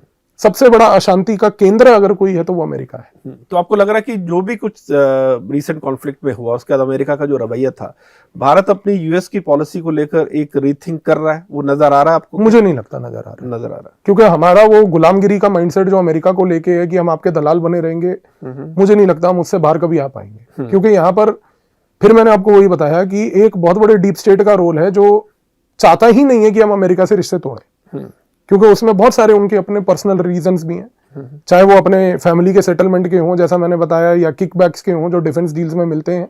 तो हम कभी उस नजरिए की ओर नहीं जा सकते। ये इंडिया में डीप स्टेट कैसे काम करता है? जो यूएस एड की बात भी आई थी 20-22 मिलियन डॉलर के आसपास लास्ट इलेक्शन में, वो क्या लगता है आपको, किस तरह के लोगों में डिस्ट्रीब्यूट होता है, इंडिया कैसे काम करता है? इंडिया का डीप स्टेट यूएस का डीप स्टेट इंडिया में कैसे काम करता है? यूएस का डीप स्टेट इंडिया में इस तरीके से काम करता है कि उसने इस डीप स्टेट को क्रिएट किया है, सपोर्ट किया है, नर्चर किया है। आज की डेट में जितनी भारत की ब्यूरोक्रेसी की ट्रेनिंग होती है, आज की डेट में वो ट्रेनिंग के लिए हम अमेरिका अपने अधिकारियों को भेजते हैं। क्यों? आपके पास क्या अपने टेक्स्ट नहीं थे या अपने संस्थान नहीं थे कि जहां पर आप उनको भेजें? चाइना तो ऐसा नहीं करता। चाइना तो नहीं करता, लेकिन आज की डेट में हमारे यहाँ पर एक आईएएस जॉइंट सेक्रेटरी ये बड़ा पावरफुली बोस्ट ऑफ करता है कि भाई मैं तो हार्वर्ड से पढ़ के आया हूँ। क्या पढ़ के आए हो तुम हार्वर्ड से? और अगर पढ़ के भी आए हो हमारे टैक्स पेयर के पैसे से, तो तुमने कौन सा देश का भला कर दिया? तुम बल्कि हार्वर्ड जाकर अपने बेटा बेटी के लिए वहां पर एडजस्टमेंट प्लान बनाकर आ गए, क्योंकि तुम्हारा बच्चा इवेंचुअली फिर वर्ल्ड बैंक आईएमएफ में काम करेगा। आप ऑब्जर्व कर लीजिए हर एक सीनियर ब्यूरोक्रेट का, बिल्कुल, कि क्यों उनके बच्चे सारे अमेरिका या अमेरिका के फंडेड संस्थाओं में ही काम करते हैं। कभी आपने देखा कि भारत के अंदर किसी एक आईएएस ऑफिसर का बच्चा जो है स्वच्छ भारत मिशन में उत्तर प्रदेश में चीफ मिनिस्टर के साथ लग के बाथरूम का वो कंस्ट्रक्शन करा रहा है? वो नहीं होगा। बहुत कड़वी बात कही, कड़वी बात है। तो ये जो डीप स्टेट है ना सर, ये डीप स्टेट कभी ये चीज होने नहीं देगा। तो आपको लग रहा है कि भारत के अंदर जो लोग बैठे हैं, ब्यूरोक्रेट्स हैं, जिनके बच्चे या वो खुद यूएस में रहे, उनका जो माइंडसेट है वो भी इतना प्रो यूएस की, उस वजह से हम अपने लेवल पे कुछ सोच नहीं पा रहे। नहीं, इट इज नॉट अबाउट कि उनका कोई माइंडसेट प्रो यूएस है। उनका हित है कि हमें अमेरिका के साथ रिश्ते खराब नहीं करने, क्योंकि उससे हमारे एजेंडास खुद के पर्सनल जो है वो खराब होते हैं। ये समस्या है। पवनी जी, आपकी सारी बातें सुनकर ऐसा लगता है कि कहीं ना कहीं इस कंट्री में राष्ट्रबोध नहीं है। ये यूं कहूं कि देश से प्यार या दूर का कोई विजन नहीं है। हर आदमी इतने छोटे छोटे स्वार्थों में शामिल है कि अगर एक अधिकारी है तो उसको लग रहा है कि मैं थोड़ा सा करप्शन करके अपने लिए कोई प्रॉपर्टी बना लूं, नेता को लगता है कि मैं इतना काम करके इस फ्रीबीज दे के अगला चुनाव जीत लूं। अगर इतने छोटे लेवल पे बड़े बड़े लोग सोच रहे हैं तो फिर उसमें राष्ट्रीय सुरक्षा, एक देश के तौर पर एक कैरेक्टर बनाना या इंडिपेंडेंट फॉरेन पॉलिसी, वो सारी चीजें कहां से आएंगी? नहीं आएंगी सर, क्योंकि जब तक हम लोग, मैंने फिर वही बात बोली आपको कि इन छोटे छोटे मुद्दों से उबर कर ऊपर आके एक राष्ट्रीय हित में सोचने के कार्य को नहीं करेंगे, तब तक हम इस चीज में आगे नहीं बढ़ सकते। पहली बात। दूसरी बात यह है, आज आपके पास सोशल मीडिया है। इस सोशल मीडिया में जहां पर एक मोरालिटी और एथिक्स का डिबेट चलाया जा सकता है, लोगों को जागरूक बनाया जा सकता है कि जिसके तहत हम एक देश के प्रगति के लिए काम करें, वो काम नहीं हो पा रहा है। मुझे इस बात का कितना सोच के दुख होता है कि कई ऐसे यूट्यूब चैनल हैं जहां पर कई लोग भारत के लेट से मंदिरों का इतिहास, गुरुद्वारों का इतिहास, जगहों का इतिहास, ये सब बता रहे हैं। वो आपको भारत के बारे में जागरूक कर रहे हैं, भारत की संस्कृति बता रहे हैं, और उन चैनल्स को ना कोई समर्थन मिलता है, ना कोई सपोर्ट मिलता है, ना लोग उनको ज्यादा देखते हैं, और सरकार उनको भाव नहीं देती है। लेकिन कोई 2 कौड़ी का यूट्यूबर जो अश्लील बातें करता है, जो इस प्रकार की बातें करता है जो इस समाज की सोच के खिलाफ है, उस बंदे के पॉडकास्ट में जाकर भारत का पूरा मंत्रिमंडल बैठा होता है। तो आप इस चीज से अंदाजा लगाइए कि हमारा देश किस दिशा में जा रहा है। आप समझ रहे हैं? तो आप ये कह रहे हैं कि जिस तरह से माँ बाप का फर्ज होता है कि वो बच्चों में नजर रखे कि वो क्या खा रहा है, क्या देख रहा है, उसी तरह एक स्टेट का भी फर्ज है कि वो देखे कि उसका जो यूथ है, क्योंकि स्टेट तो अपने यूथ के लिए माँ बाप ही हुई ना, कि वो क्या कंज्यूम कर रहा है, भले ही वो कंटेंट कंज्यूम कर रहा है तो क्या कंज्यूम कर रहा है, खा रहा है तो क्या खा रहा है। हम देखते हैं कि इतने सारे चिप्स हैं, इस तरह के जंक फूड है जो सीधे सीधे कैंसर जिनसे होता है, लेकिन वो बाजार में अगर बिक रहे हैं, बड़ी बड़ी कंपनियां बेच रही हैं, फिर भी स्टेट उस पर कुछ नहीं कर रहा। देखिए, जब स्टेट ने कोशिश भी करी तो उसका मजाक उड़ाया गया। आप एक चीज को देखिए कि जब कोरोना काल में लॉकडाउन लगा तो भारत की सरकार ने निर्णय लिया कि जो है रामायण का जो है पोर्ट्रे कराया जाएगा टीवी पे, लोगों को रामायण दिखाई जाएगी। रामायण दिखाई भी गई, लोगों ने देखी भी, बड़ी दिलचस्पी से देखी, खुशी से देखी, लेकिन एक वर्ग था जिसको जलन बहुत हुई कि ये क्या मतलब है, रामायण दिखाई जा रही है। नहीं तो क्या दिखाएं? आप क्या चाहते हैं कि गांधी की डांडी मार्च दिखा दें? हो गया, खत्म हो गया वो गांधी वाला एरा, खत्म हो गया, भूल जाओ उसको, अब लाइफ को आगे बढ़ो। लेकिन यहां पर फिर वही बात है कि कोई कंसेंसस नहीं है हमारे पास। आप अगर इस हित में काम करेंगे तो आपको नीचा दिखाया जाएगा। आज की डेट में यदि कोई व्यक्ति धार्मिक तरीके से पाठ पूजा करता है, या मान लीजिए टीका लगाकर, या कोई उस प्रकार का जो एक रिलीजियस सिंबल है उसको यूज करके मान लीजिए पब्लिक के सामने आता है, तो उसका मजाक उड़ाया जाता है कि तुम तो बहुत ज्यादा धार्मिक आदमी हो, मॉडर्न नहीं हो। धार्मिक और मॉडर्निटी का क्या रिलेशनशिप है? मतलब हमें हमारी अपनी दिखाने में शर्मिंदगी है। हाँ, तो यहाँ पर ये चीज हमें समझनी है। अनफॉर्चुनेटली भारत का जब आप पूरा इतिहास पढ़ते हो, प्राचीन काल से लेकर आज तक जितने भी भारत के राजा महाराजा रहे, उन्होंने हमेशा अपनी प्रजा का ध्यान रखा है। वो प्रजा का ध्यान रखने से, प्रजा के वेलफेयर से ही हम अपने इस इतिहास को और एक सिविलाइजेशनल जर्नी को सपोर्ट और सस्टेन कर पाए आज तक। आज हमें उस चीज में शर्म आती है वो करने। कंटेंट का मॉडरेशन भारत में क्यों नहीं होता? हाँ। सबसे बड़ी चीज ये है कि जैसे भारत की सरकार की तरफ से एक संसद टीवी करके एक चैनल है, जो कि बहुत प्रसिद्ध चैनल है, ऑल इंडिया रेडियो है, दूरदर्शन है। आप एक धार्मिक एजुकेशन को लेके चैनल क्यों नहीं बनाते? तो ये चीज जब तक हमें कॉन्शियस लेवल पर नीति बनाकर डिसीजन नहीं लेंगे कि नहीं हमें अब ये देश के हित में करना है, चाहे जितना मर्जी ऑपोजिशन हो इसको लेके हम ये करेंगे, तब तक चीज आगे नहीं बढ़ेगी। आप कह रहे हैं कि देश की जो सबसे बड़ी ताकत है वो उसका ह्यूमन रिसोर्स है। बिल्कुल। उस ह्यूमन रिसोर्स को कैसे नर्चर करना है, कैसे उसे बुरी चीजों से बचाना है या उसे अच्छी चीजों का एक्सपोजर देना है, ये काम स्टेट का है, सरकार का है, और शायद उतना ठीक से नहीं हो रहा। स्टेट, सरकार और घर, ये तीनों चीजों को काम करना पड़ेगा। घर में माँ बाप के पास आज की डेट में समय नहीं है देखने के लिए कि बच्चा क्या कंज्यूम कर रहा है आपका इंस्टाग्राम पे या टेलीग्राम पे, या आज की डेट में फेसबुक पे या यूट्यूब पे। लेकिन बहुत सारे देशों ने अपनी जो स्टेट पॉलिसी बनाई है ना कि बच्चे कितनी देर तक इंटरनेट यूज करेंगे, कितनी देर मोबाइल देखेंगे, या मोबाइल देखेंगे भी या नहीं देखेंगे। लेकिन हमारे यहाँ तो फ्री फॉर ऑल वाला मामला लगता है। ऐसा कुछ नहीं, मैं तो ये कहूंगा कि देखिए सर, आप नीति बना लीजिए कि कितना देखेंगे, उससे फर्क नहीं पड़ता है जब तक माँ बाप खुद इस चीज में इंटरेस्ट नहीं लेंगे कि बच्चा क्या देखेगा। आज की डेट में माँ बाप के पास टाइम ही नहीं है। माताजी को तो सिर्फ जो है अपने बाल गोल्डन करा के किट्टी पार्टी में जाना और वहां से इंस्टाग्राम पे फोटो खाने की अपलोड करनी है, और पिताजी को पूरा 5 दिन जो है काम करना है, और सैटरडे को गुड़गांव के डीएलएफ में जाकर जो है साइबर सिटी में 63 रुपए की किंगफिशर पीनी है। तो जब तक हम इस माइंडसेट से ही बाहर नहीं आएंगे, और संडे को जो है बच्चे को ले जाकर मूवी दिखा दी, मॉल घुमा दिया, जूते दिलवा दिए, ये जिंदगी चल रही है लोगों की।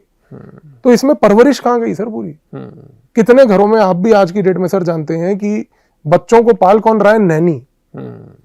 तो आपने बच्चा पैदा ही क्यों किया यार? जब आपको नैनी ने पालना था तो आप बच्चा काहे पैदा किए? आप अपनी जिंदगी में अगर इतने व्यस्त थे तो आप किसी दूसरे की जिंदगी कैसे खराब कर रहे हैं? आपको ये हक किसने दिया? तो ये जो कॉन्शियस थिंकिंग वाली बात है ना कि भाई 25-26 साल की उम्र में बस लड़का लड़की का विवाह कर दो, अरे वो शरीर से उगे नहीं, मानसिक तौर से उगे नहीं, कुछ जीवन में सेविंग नहीं करी, कमाई नहीं करी, धक्के नहीं खाए, शादी कर दो, बच्चे कर दो, घर ले लो ईएमआई पे, मोबाइल ले लो ईएमआई पे, कार ले लो ईएमआई पे, उसके बाद 25 साल ईएमआई चुकाते रहो। सर ये माइंडसेट देश को तोड़ रहा है। लेकिन आपको क्या इन चीजों में कुछ बदलाव होता दिख रहा है? सपोज अगर मैं इसी पर दोबारा लौट कर आऊं, बहुत सारे लोग कहते हैं कि भारत जैसा इतना बड़ा देश वो इजराइल से ड्रोन ले लेता है, रशिया से कोई टेक्निक लेता है, छोटे छोटे देश खुद की चीजें बना रहे हैं। हमारे यहाँ डीआरडीओ, अगर मैं गलत नहीं हूं तो कुछ वक्त पहले मैंने सुना था शायद वो टूथपेस्ट बनाता था। बिल्कुल, डीआरडीओ टूथपेस्ट बना रहा है, मच्छर मारने की दवाई बना रहा है, आर्मी अफसर अधिकारियों के लिए जूते बना रहा है, डेंटल इम्प्लांट बना रहा है जो आर्मी हॉस्पिटल में डेंटल रिलीफ के तहत आपको जो है वो मिले। नहीं, लेकिन मुझे ये बताइए, जिस देश के साइंस इतनी तरक्की कर चुके हैं कि मार्स तक जा सकते हैं, मून के डार्कर साइड पे जा सकते हैं, तो क्या यहाँ पर डीआरडीओ उस तरह के उन्नत हथियार नहीं बना सकता? क्या पॉलिटिकल विल की कमी है? विजन की कमी है। विजन की कमी है। कभी हमने ये चीज सोची नहीं कि डीआरडीओ ये चीज कर सकता है। ये कब तक होता था जो आप पेस्ट बनाने की बात कर रहे हैं? और बाकी ये सब तो लगभग 1990 के दशक तक होता था। 1990 के दशक के बाद धीरे धीरे ये रियलाइजेशन हुआ कि भाई ये डीआरडीओ कर क्या रहा है। भाई दूसरे देश के जितने भी डिफेंस ऑर्गेनाइजेशंस हैं या उनकी defence production research development organisations हैं, वो आज की डेट में तरक्कियां इसलिए कर रही हैं, उनको खुली छूट दी गई है। आप मुझे एक सिंपल बात बताइए, हमारे देश में इसरो जो है सैटेलाइट्स को लॉन्च करती है, स्पेस प्रोग्राम चलाती है, वो इतनी सक्सेसफुल क्यों है? क्योंकि उसको कंप्लीट लिबर्टी दे दी गई कि आप डिसाइड कीजिए, हम इंटरफेयर नहीं करेंगे। बिल्कुल। ये चीज अगर आप डीआरडीओ को 50 साल पहले बोल देते ना कि आप डिसाइड कीजिए कि देश के लिए एंगेज कीजिए, आर्मी के साथ बैठकर बात कीजिए उनसे कि क्या करना है, उनकी डिमांड पूरी कीजिए और उसके साथ मिलकर काम कीजिए, तो आज डीआरडीओ ऐसा होता कि हम इजराइल को एक्सपोर्ट कर रहे होते और दूसरे देशों को एक्सपोर्ट कर रहे होते। अभी आपको अर्जेंसी दिख रही है उसमें? बिल्कुल है, ये तो करने की आवश्यकता है। मनोहर पारिकर जब डिफेंस मिनिस्टर बने थे, उन्होंने इस पॉलिसी को अंडू किया है कि डीआरडीओ वो काम करेगी जो सरकार नहीं बताएगी, जो आर्मी बताएगी, आर्म्ड फोर्सेस बताएंगी। तो ये जो डीआरडीओ का रीओरिएंटेशन हुआ, इसको अब रिजल्ट देने में आपको 3 से 4 डेकेड्स का वेट करना पड़ेगा। जैसे अब कल ही हम खबरें थी कि 5th जनरेशन जो है फाइटर जेट, उस पर इंडिया काम कर रहा है, 2036 तक शायद शामिल हो जाएगा।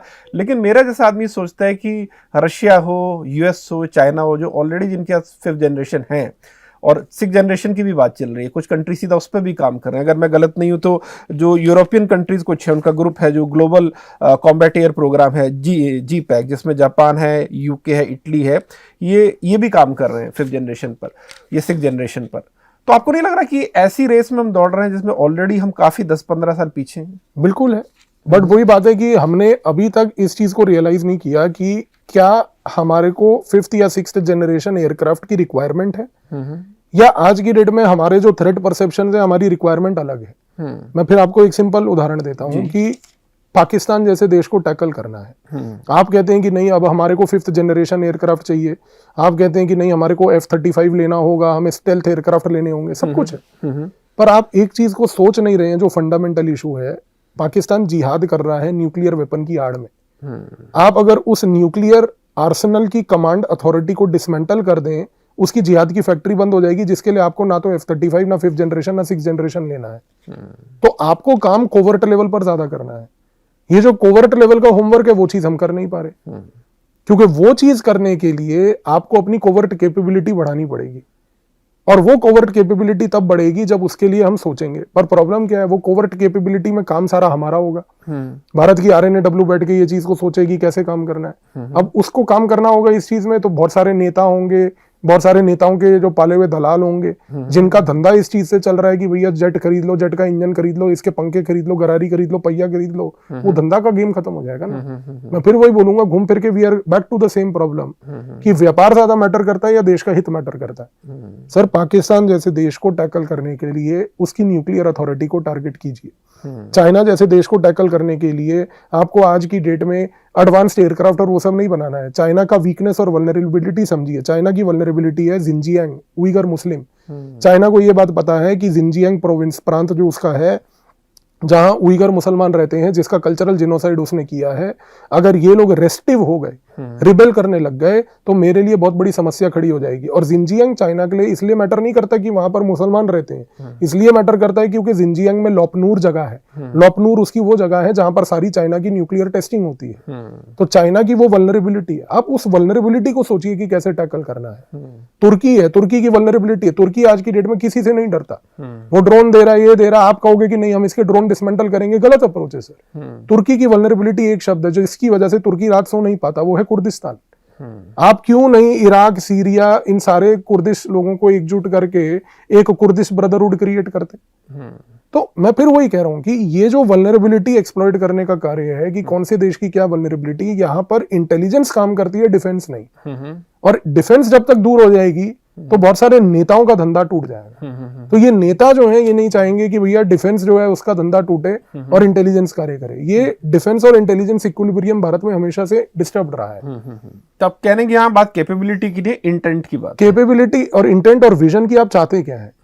आप ये चाहते हैं कि पाकिस्तान को हमें सिर्फ आने वाले समय में अपने नए नए वेपन्स का प्रयोग करके, नए नए एयर डिफेंस का प्रयोग करके उसको रोकना है, या वंस एंड फॉर ऑल वो प्रॉब्लम सॉल्व करनी है?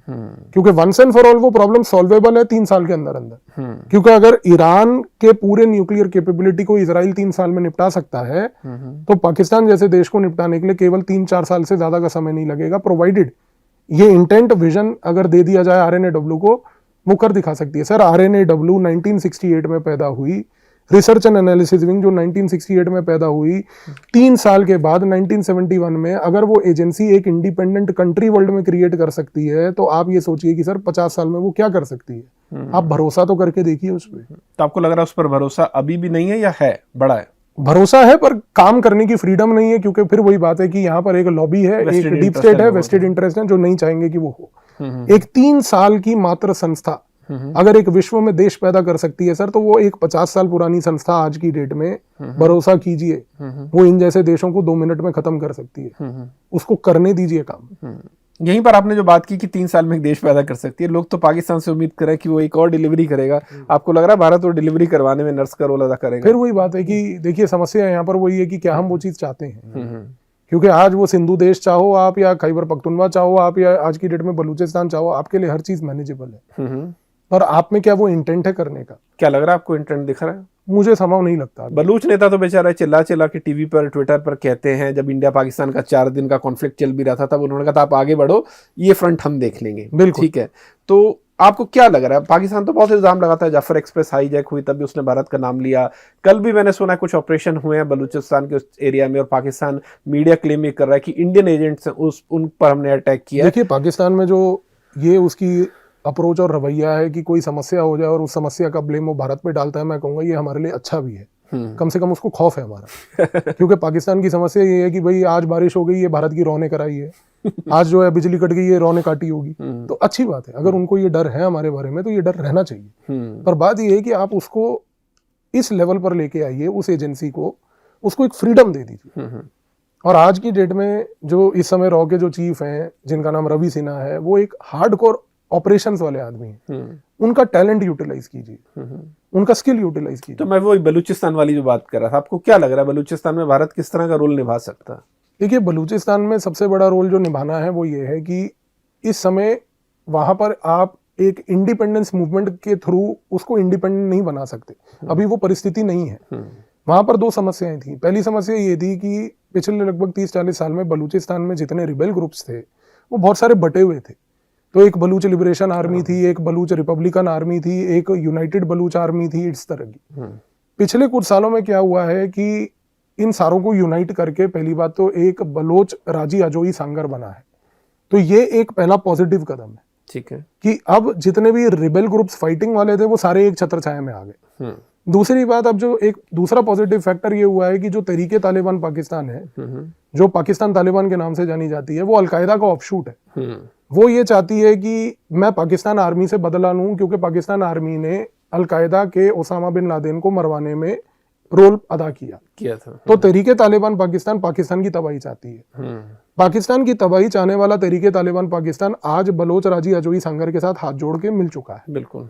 तो अगर टीटीपी जो कि एक मिलिट्री यूनिट है, इसके साथ साथ बलोच राजी अजोई सांगर जो कि एक वहां का नेटिव यूनिट है, अगर ये दोनों मिल चुके हैं तो कार्य उस प्रगति में है। पर इसको अभी अनफोल्ड होने में कई दशक और लगेंगे, क्योंकि ये चीज इमीडिएट नहीं हो सकती। क्योंकि जो चीज अभी भी हुई है उसको होने में भी कई दशक लगे। तो यहाँ गेम एक स्ट्रेटेजिक पेशेंस का है। बिल्कुल। हमने टीटीपी का जिक्र किया। पब्लिक जी ये बताइए कि अभी जो सीपैक में तालिबान को भी शामिल किया है चीन ने,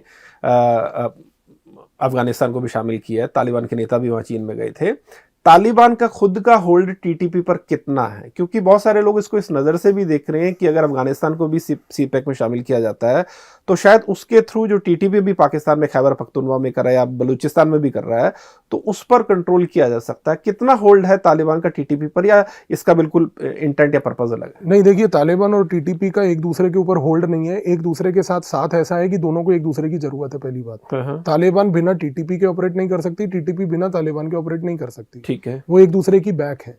दूसरी बात यह है कि जो अभी डील हुई चाइना के बीच में और तालिबान के बीच में, उस डील में सबसे महत्वपूर्ण चीज समझने की यह है कि तालिबान एक मोनोलिथ ऑर्गेनाइजेशन नहीं है। तालिबान के अंदर अलग अलग गुट बने हुए हैं। तालिबान के अंदर 9 गुट है। उनमें से एक गुट है जिसको बेसिकली चाइना ने इंगेज किया है। ये वो गुट है जो वैसे भी पहले से ही पाकिस्तान के साथ हकानी ग्रुप वाला है। ये हकानी ग्रुप है, सिराजुद्दीन हकानी का। सिराजुद्दीन हकानी का ये जो वर्ग है ये आईएसआई के पेरोल पे चलता है। और सिराजुद्दीन हकानी का आईएसआई के पेरोल पे चलने वाला गुट जो है वही गुट आज की डेट में पहली बार समर्थन करके गया है चाइना के साथ। दूसरी बात, फिर मैं ये बात बोलूंगा कि लोगों को घबराने की आवश्यकता इसलिए नहीं है कि चाइना कह रहा है कि मैं सीपैक में अफगानिस्तान को लाऊंगा। यार तुम सीपैक में अफगानिस्तान को लाओ या ईरान को लाओ, पहले सीपैक तो बनाओ। 11 साल से तुम्हारी हैसियत नहीं है उसको बनाने की, तुम पहले वो तो बना लो। ये चाइना का एक डिसइंफॉर्मेशन वॉरफेयर का टैक्टिक है कि उसके तहत वो लोगों को गुमराह करना चाह रही है, ये कह के कि देखो भाई भारत का तो अफगानिस्तान में होल्ड खत्म हो गया।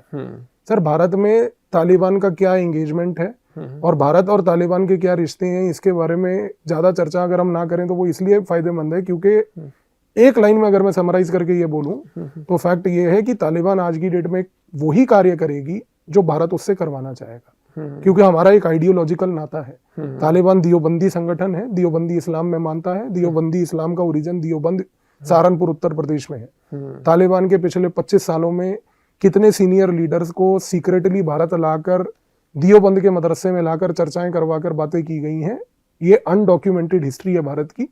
तो हमें तालिबान में हकानी नेटवर्क को तालिबान के हिसाब से नहीं देखना है। तो कंधारी ग्रुप भी है ना, वहां पर 9 ग्रुप्स हैं जैसा मैंने आपको बताया, जो इंडिया के फेवर में माना जाता है। बहुत सारे गुट हैं जो इंडिया के फेवर में है। सबसे बड़ा गुट जो इंडिया के फेवर में है वो हिबतुल्लाह खुंडज़दा का ग्रुप है, जो आज की डेट में पूरे तालिबान को ही लिटरली कंट्रोल करता है।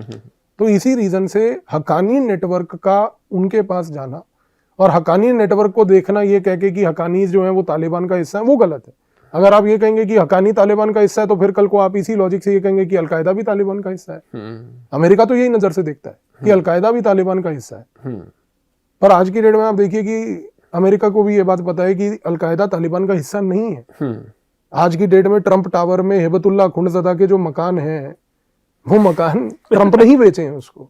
तो ट्रंप का क्या तालिबान से नाता है उसके बारे में हम चर्चा ना करें तो बेहतर रहेगा। तो ये लोग जानते हैं रियलिटी क्या है, तो हमें उस चीज से वो कोई प्रॉब्लम नहीं होनी चाहिए कि अफगानिस्तान सीपेक ज्वाइन कर रहा है। अरे सीपेक बना ही नहीं है, पिछले 11 साल से नहीं बना, अगले 1100 साल नहीं बनेगा वो।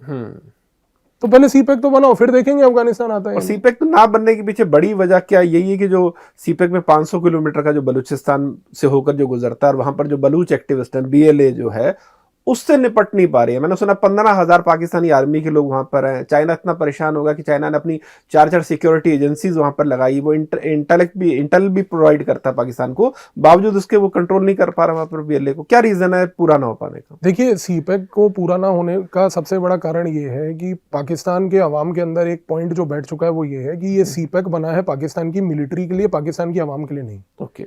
उनको ये पता है कि ये प्रोजेक्ट के तहत अगर किसी को बेनिफिट मिलेगा तो वो पाकिस्तान के मिलिट्री के जनरलों को मिलेगा, आम आदमी को नहीं मिलने वाला। चाइना की अप्रोच हर जगह रही है कि जिस देश में जाकर वो इंफ्रास्ट्रक्चर प्रोजेक्ट करता है वो अपनी लेबर अपनी टेक्नोलॉजी लेके जाता है, अपने हिसाब से प्रोजेक्ट बनाता है, आपको उस प्रोजेक्ट की रॉयल्टी दे देता है, इसके सिवाय उसका और कोई रिलेशनशिप नहीं होता। इसी रीजन से पाकिस्तान के लोगों को ये बात का समर्थन पहले ही क्लियर है कि नहीं भाई हमें कोई फायदा नंबर 1 नहीं मिलेगा। दूसरा, जाहिर सी बात है कि बलूचिस्तान के इलाके में जहां सीपेक स्टार्ट होता है या खत्म होता है, आप जिस नजरिए से देखना चाहें, ग्वादर पोर्ट पे, क्योंकि कई लोग कहते हैं कि स्टार्टिंग पॉइंट वो है और एंडिंग पॉइंट कशगर है। कई लोग कहते हैं कि चाइना की नजर से देखो तो कशगर से स्टार्ट होता है और सीपेक यहाँ खत्म होता है। तो वही आप जिस मर्जी नजरिए से देखिए, बलूचिस्तान के लोग सिर्फ ये कहते हैं कि भाई सीपेक से हमें क्या मिला, जब हमें कुछ नहीं मिला तो फिर हम इस चीज को यहाँ पर बनने क्यों दें। तो ये जो सेंटीमेंट है ये सिर्फ बलूचिस्तान नहीं बल्कि पाकिस्तान के अंदर बाकी जगहों पर भी है। इसी रीजन से आप देखिए कि आज की डेट में चीनी इंजीनियरों को बाकी जगहों पर भी, खैबर पख्तूनख्वा पे भी मारा जाता है, सिंध में भी मारा जाता है। क्योंकि लोग इस चीज को समझ चुके हैं कि ये गेम सिर्फ पाकिस्तान की मिलिट्री का और चाइना का है, इसमें हमारा कोई फायदा नहीं।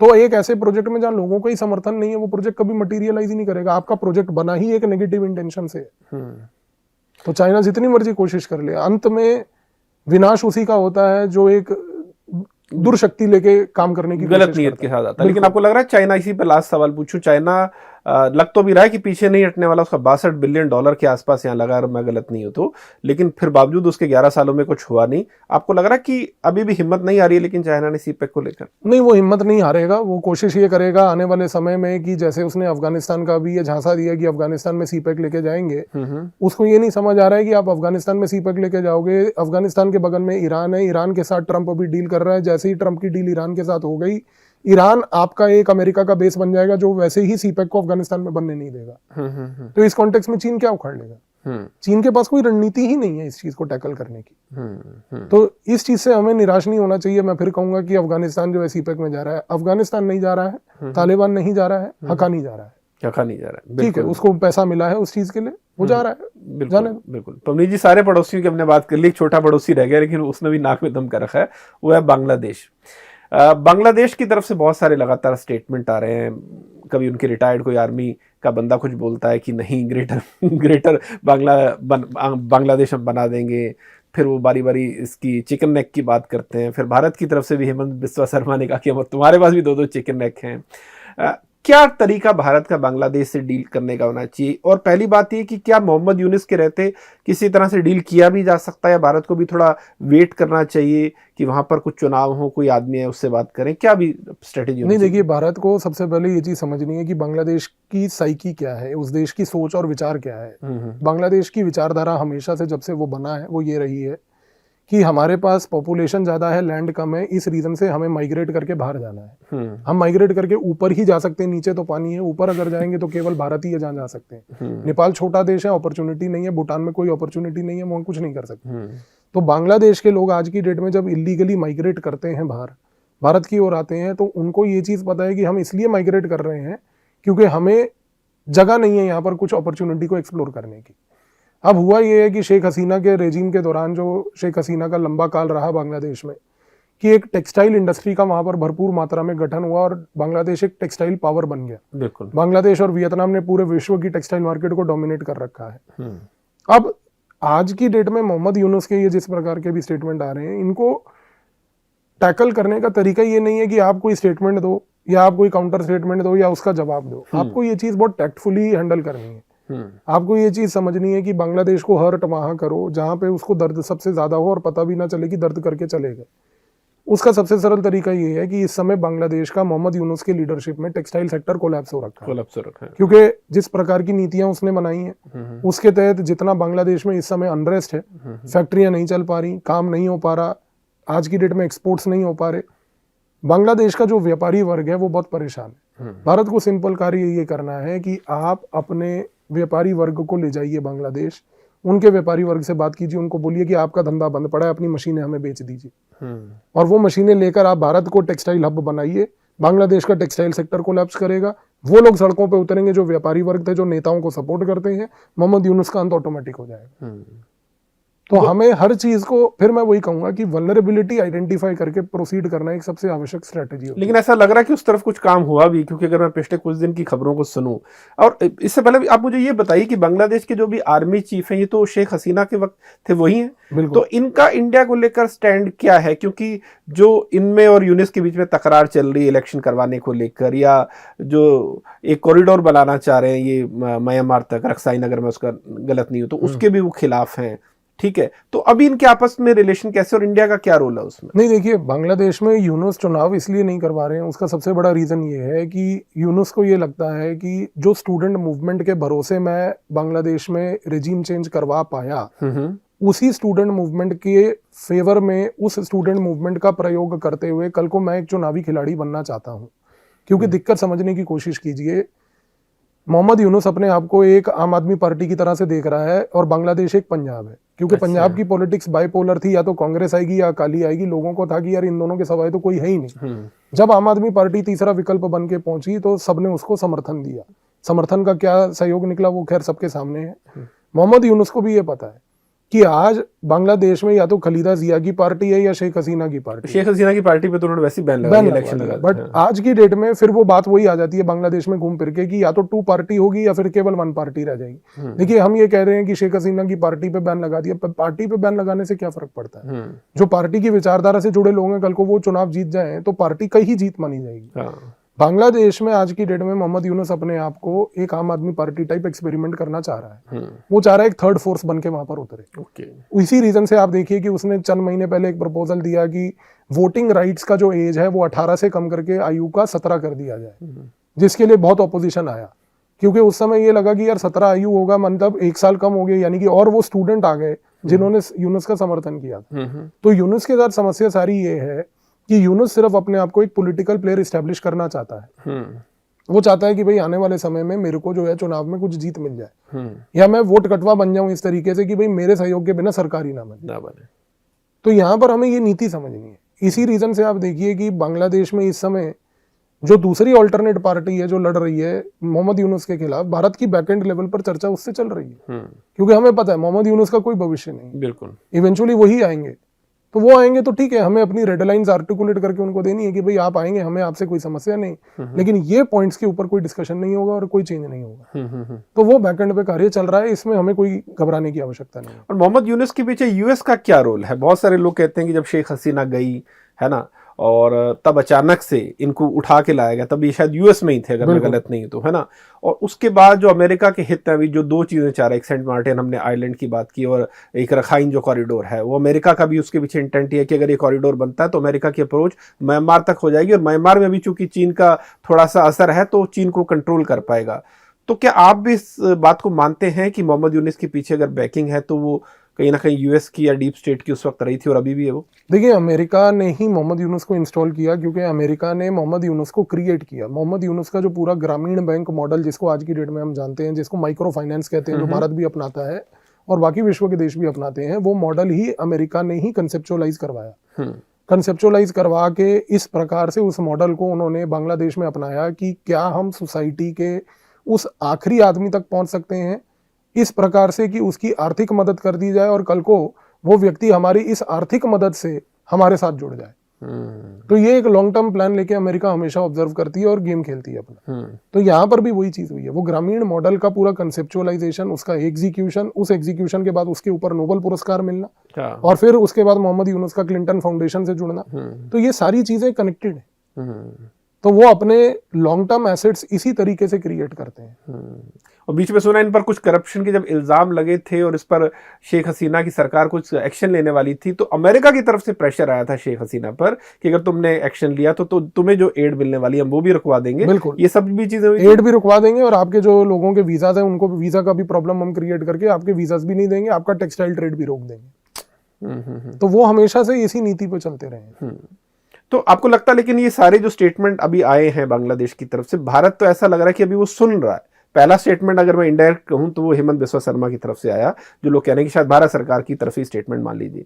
लेकिन भारत की अप्रोच क्या होनी चाहिए? अभी वेट एंड वॉच की होनी चाहिए, जैसा मैंने कहा कि जो एक एयरबेस है वो चाइना को देने की बात कर रहे हैं, जो भारत की सिक्योरिटी के लिए बहुत बड़ा खतरा है। कैसे मामलों में भारत को कुछ प्रोएक्टिवली करना चाहिए? कुछ नहीं करना चाहिए। चटगांव हिल्स वाले मामले में कुछ नहीं करना चाहिए। कुछ करना चाहिए? कुछ नहीं करना चाहिए, क्योंकि चाइना जितनी मर्जी कोशिश कर ले वो कोई कार्य कंप्लीट नहीं कर पाएगा। चाइना पाकिस्तान इकोनॉमिक कॉरिडोर नहीं बना था, नहीं बनेगा। लाल मोनीरत वाला एयरबेस वो बनाना चाह रहा है, वो नहीं बनेगा। चाइना म्यांमार इकोनॉमिक कॉरिडोर भी वो 2014 से बनाना चाह रहा है, वो नहीं बनेगा। चाइना में और अमेरिका में कोई फर्क नहीं है, आप इस चीज को समझिए। अमेरिका कहता है कि मैं विश्व की सबसे बड़ी शक्ति हूं। आप मुझे एक बात बताइए कि अमेरिका के पूरे इतिहास में एक जंग बताइए जो अमेरिका ने जीती है? नहीं। अरे इतने छोटे वियतनाम जैसे देश से तुम पिट के आए, तुम्हारी हैसियत क्या है? वो मतलब 4 लाख वियतनामीज ने तुम्हारा जीना मुश्किल कर दिया था। तुम्हारी कोई औकात नहीं है। तुम अफगानिस्तान में तालिबानियों से पिट के आए हो, तुम्हारी कोई हैसियत नहीं है। मतलब इससे ये तो प्रूव होता है पवनीत जी कि किसी भी कंट्री में जाके आप वहां के लोगों को मैनेज नहीं कर सकते हो, है ना? नहीं, अमेरिका का हमेशा से उद्देश्य ये रहा है कि किसी देश में चलते हैं, कुछ अनरेस्ट क्रिएट करते हैं, फिर देखेंगे क्या होता है। तो वो इसी नीति से हमेशा चलता है। अफगानिस्तान चलते हैं, देखेंगे क्या होगा। आप मुझे एक सिंपल बात बताइए, 2001 में ऑपरेशन एंड्यूरिंग फ्रीडम अफगानिस्तान में लॉन्च हुआ टू रिमूव तालिबान। 2020 में you removed Taliban to bring back Taliban. 4 American presidents, billions of dollars to replace Taliban with Taliban. बताइए। तो आप इस चीज से समझ लीजिए अमेरिका क्या है। एक नंबर का कायर देश है, कोई उसकी हैसियत नहीं है, कुछ नहीं है। पर यही बात है कि इसको पॉइंट आउट करना बहुत आवश्यक है, क्योंकि जब तक आप इस प्रकार के देश की नीतियों को पॉइंट आउट नहीं करेंगे तब तक ये दिक्कत बनी रहेगी। तो हमें बांग्लादेश को लेकर ज्यादा घबराना नहीं है, वो एयरबेस नहीं बनने वाला। बिल्कुल। क्योंकि चाइना म्यांमार इकोनॉमिक कॉरिडोर भी 2014 से बन रहा है, वो नहीं बना। पाकिस्तान इकोनॉमिक कॉरिडोर बन रहा है, वो नहीं बना। कुछ नहीं बना है। तो घबराइए मत, नहीं बनेगा। ये चीज है। बिल्कुल। चलिए आखिर के 1-2 सवाल। पहला सवाल पाकिस्तान से जुड़ा। जो भी कुछ पाकिस्तान में ऑपरेशन सिंदूर के दौरान हुआ और जिस तरह से हमने पूरी अपनी अथॉरिटी यूं कहीं की स्टैंप उन पर दिखाई कि तुम्हारी हैसियत क्या है, हमारी ताकत क्या है, इससे पाकिस्तान की साइकी पर या उसकी आर्मी पर क्या फर्क पड़ा हुआ? क्या इसे रीथिंक कर रहे होंगे कि भारत को लेकर हमें स्ट्रेटेजी क्या अपनानी चाहिए? क्या लड़ाई के रास्ते को छोड़कर कुछ बातचीत करनी चाहिए? क्योंकि शहबाज शरीफ ने भी ईरान में ऐसे कुछ संकेत भी दिए। या आपको लग रहा है कि पर्दे के पीछे भी कुछ और तैयारी चल रही? क्या लग रहा है कि पाकिस्तान को किस तरह से डिटर किया है इन 3-4 दिनों में? नहीं, देखिए, पाकिस्तान को डिटर करने का तरीका है जो हमने ऑपरेशन सिंदूर में करा और जो किराना हिल का एपिसोड हुआ, उससे उनको मैसेज तो पहली बार क्लियर कट मिल गया। पर आप एक चीज को जो लोग समझ नहीं रहे हैं वो ये है कि पाकिस्तान की सोच क्या है। पाकिस्तान की सोच है अगर मैं एक शब्द में बोलूं कि defeat is orphan. Defeat is orphan का मतलब ये है कि पाकिस्तान के आर्मी का इतिहास ये कहता है कि पाकिस्तान की आर्मी हमेशा इस प्रकार से बिहेव करती आई है कि उसको ये लगा है कि मैं भारत के खिलाफ एक लड़ाई इनिशिएट करी, मेरे लिए वो एक साइन ऑफ विक्ट्री है। उसके बाद भारत ने मुझे पकड़ के पीटा, मेरे लिए वो प्रॉब्लम नहीं है। आप इस चीज को समझिए, पाकिस्तान के सारे मिलिट्री जनरल्स की ये साइकी रही है। अगर मैं एक लाइन में बोलूं कि the fact that we were able to challenge India is a sign of victory. Whether India defeated us after that or not is not the concern. The fact that we could rise and challenge India is a sign of victory for us. मतलब college की सबसे सुंदर लड़की से थप्पड़ खा लिया, इस बात पे खुश है कि चलो उसने मुझे छुआ तो सही। और इसी रीजन से आप देखिए कि पाकिस्तान के जितने मिलिट्री जनरल हैं उनको वो जो बिल्ले लगा के उन्होंने रखे हुए अपने, अरे तुमने वो बिल्ले लूडो खेल के जीते हैं, एक लड़ाई तुमने आज तक नहीं जीती। अमेरिका के वो आर्मी चीफ्स वगैरह देखो आप, तुमने इतने बिल्ले लगा रखे किस बात के? अफगानियों से पिट के आए हो, वियतनामियों से पिट के आए हो, हर एक ऐसा देश जिससे तुम मार खा के आए हो, उसके बाद तुम बिल्ले लगा के और अपने आप को कह रहे हो विश्व की सुपर पावर, विश्व जोकर हो तुम यार। और ये देखो आप, ऑपरेशन सिंदूर के बाद पाकिस्तान में आसिम मुनीर का प्रमोशन हो रहा है, फील्ड मार्शल बन रहा है। अरे सिर्फ फील्ड नहीं, वो फील्ड मार्शल है। आप इस चीज को समझिए। किस बात का प्रमोशन ले रहा है तू भाई? वही डिफीट इज ऑर्फन कि मैंने इंडिया को चैलेंज तो किया, मेरा प्रमोशन हो। पाकिस्तान की सोच इसी रीजन से अमेरिका से मिलती है, ये दोनों एक जैसे हैं, बिल्कुल यही चीज समझनी। बिल्कुल। तो आखिर में पवनीत जी एक बात बताइए, जो अगर मैं आपसे कहूँ कि कोई 3 लेसन अगर हमें ऑपरेशन सिंदूर से लेने हो, जो लेसन लेकर हमें अपनी आगे की फॉरेन पॉलिसी बनानी हो या अपना जो भी अपनी तैयारी करनी हो मिलिट्री को लेकर, क्या 3 लेसन आपको लगता है कि इसमें हमने लिए हैं या हमें लेने चाहिए? सबसे पहला लेसन तो ये लेना है हमें कि फॉरेन पॉलिसी लेवल पर आपके साथ इस प्रकार की परिस्थिति में कोई खड़ा नहीं होगा और किसी से उम्मीद भी मत कीजिए। क्योंकि अंतर्राष्ट्रीय स्तर पर, विश्व तौर पर क्राइसिस के सिचुएशन में आदमी की और देश की एडवर्सिटी को टेस्ट किया जाता है। आज अगर कभी कोई आदमी कोई व्यक्तिगत तौर पर किसी क्राइसिस के समय आता है तो या तो वो भगोड़ा बन के वो क्राइसिस से भाग जाएगा और या फिर वो क्राइसिस को फेस करेगा। भारत ने ये लेसन समझ लिया कि भाई क्राइसिस हुआ तो मैं ये लेसन को खुद फेस करूंगा और इस सिचुएशन को खुद फेस करूंगा, पहली बात। दूसरी बात, भारत को ये चीज समझ आ गई है कि आत्मनिर्भरता का और कोई विकल्प नहीं है। क्योंकि आज जो आकाश तीर ने हमारे लिए किया, हमें इवेंचुअली उसी चीज पे काम करना है। और तीसरा जो सबसे महत्वपूर्ण लेसन मेरे हिसाब से है वो ये है कि देश के अंदर बैठे हुए सांप हैं जो पूरे के पूरे नेशनल कॉन्शियसनेस को तोड़ने के लिए बैठे हैं, उनके ऊपर कार्य करना एक सबसे अनिवार्य चीज है जिसमें मेरे को नहीं लगता कि कोई डिले करने की जरूरत है।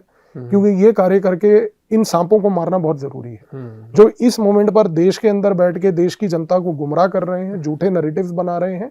दूसरे, पाकिस्तान की डिस्कशन से उनकी डिस्कशन स्टार्ट हो रही है और उनकी सिंपैथी से उनकी डिस्कशन स्टार्ट हो रही है। उनको भारतीयों से कोई लेना देना नहीं है। इनको पाकिस्तान की सिटीजनशिप दिलवा के अटारी बॉर्डर से वहां भेज दीजिए और बोलिए वहां जाकर यूट्यूब चैनल चलाइए, यहाँ नहीं चलेगा। तो आपका कहना 3 सबक है। पहला सबक है कि किसी पे भरोसा मत करें, खुद जो करना करें। दूसरा सबक है कि अपने अंदर जो लोग बैठे हैं, इंटरनल सिक्योरिटी, उस पर ध्यान दीजिए। और तीसरा, अपनी तैयारी पूरी रखिए मिलिट्री को लेकर। बिल्कुल। बहुत शुक्रिया पवनीत भाई, बहुत अच्छा लगा आपसे बातचीत करके। और मन तो मेरा भी है कि बातचीत और 2-3 घंटे चले, लेकिन 2-3 घंटे और चलेगी तो फिर आपको दोबारा बुलाने का मौका नहीं मिलेगा। और मैं चाहूंगा कि आप फिर से आएं। और मैं आखिर में आपसे रिक्वेस्ट जरूर करूंगा कि आपका यूट्यूब चैनल भी है, उससे बहुत सारे स्टूडेंट बहुत कुछ सीखते भी हैं।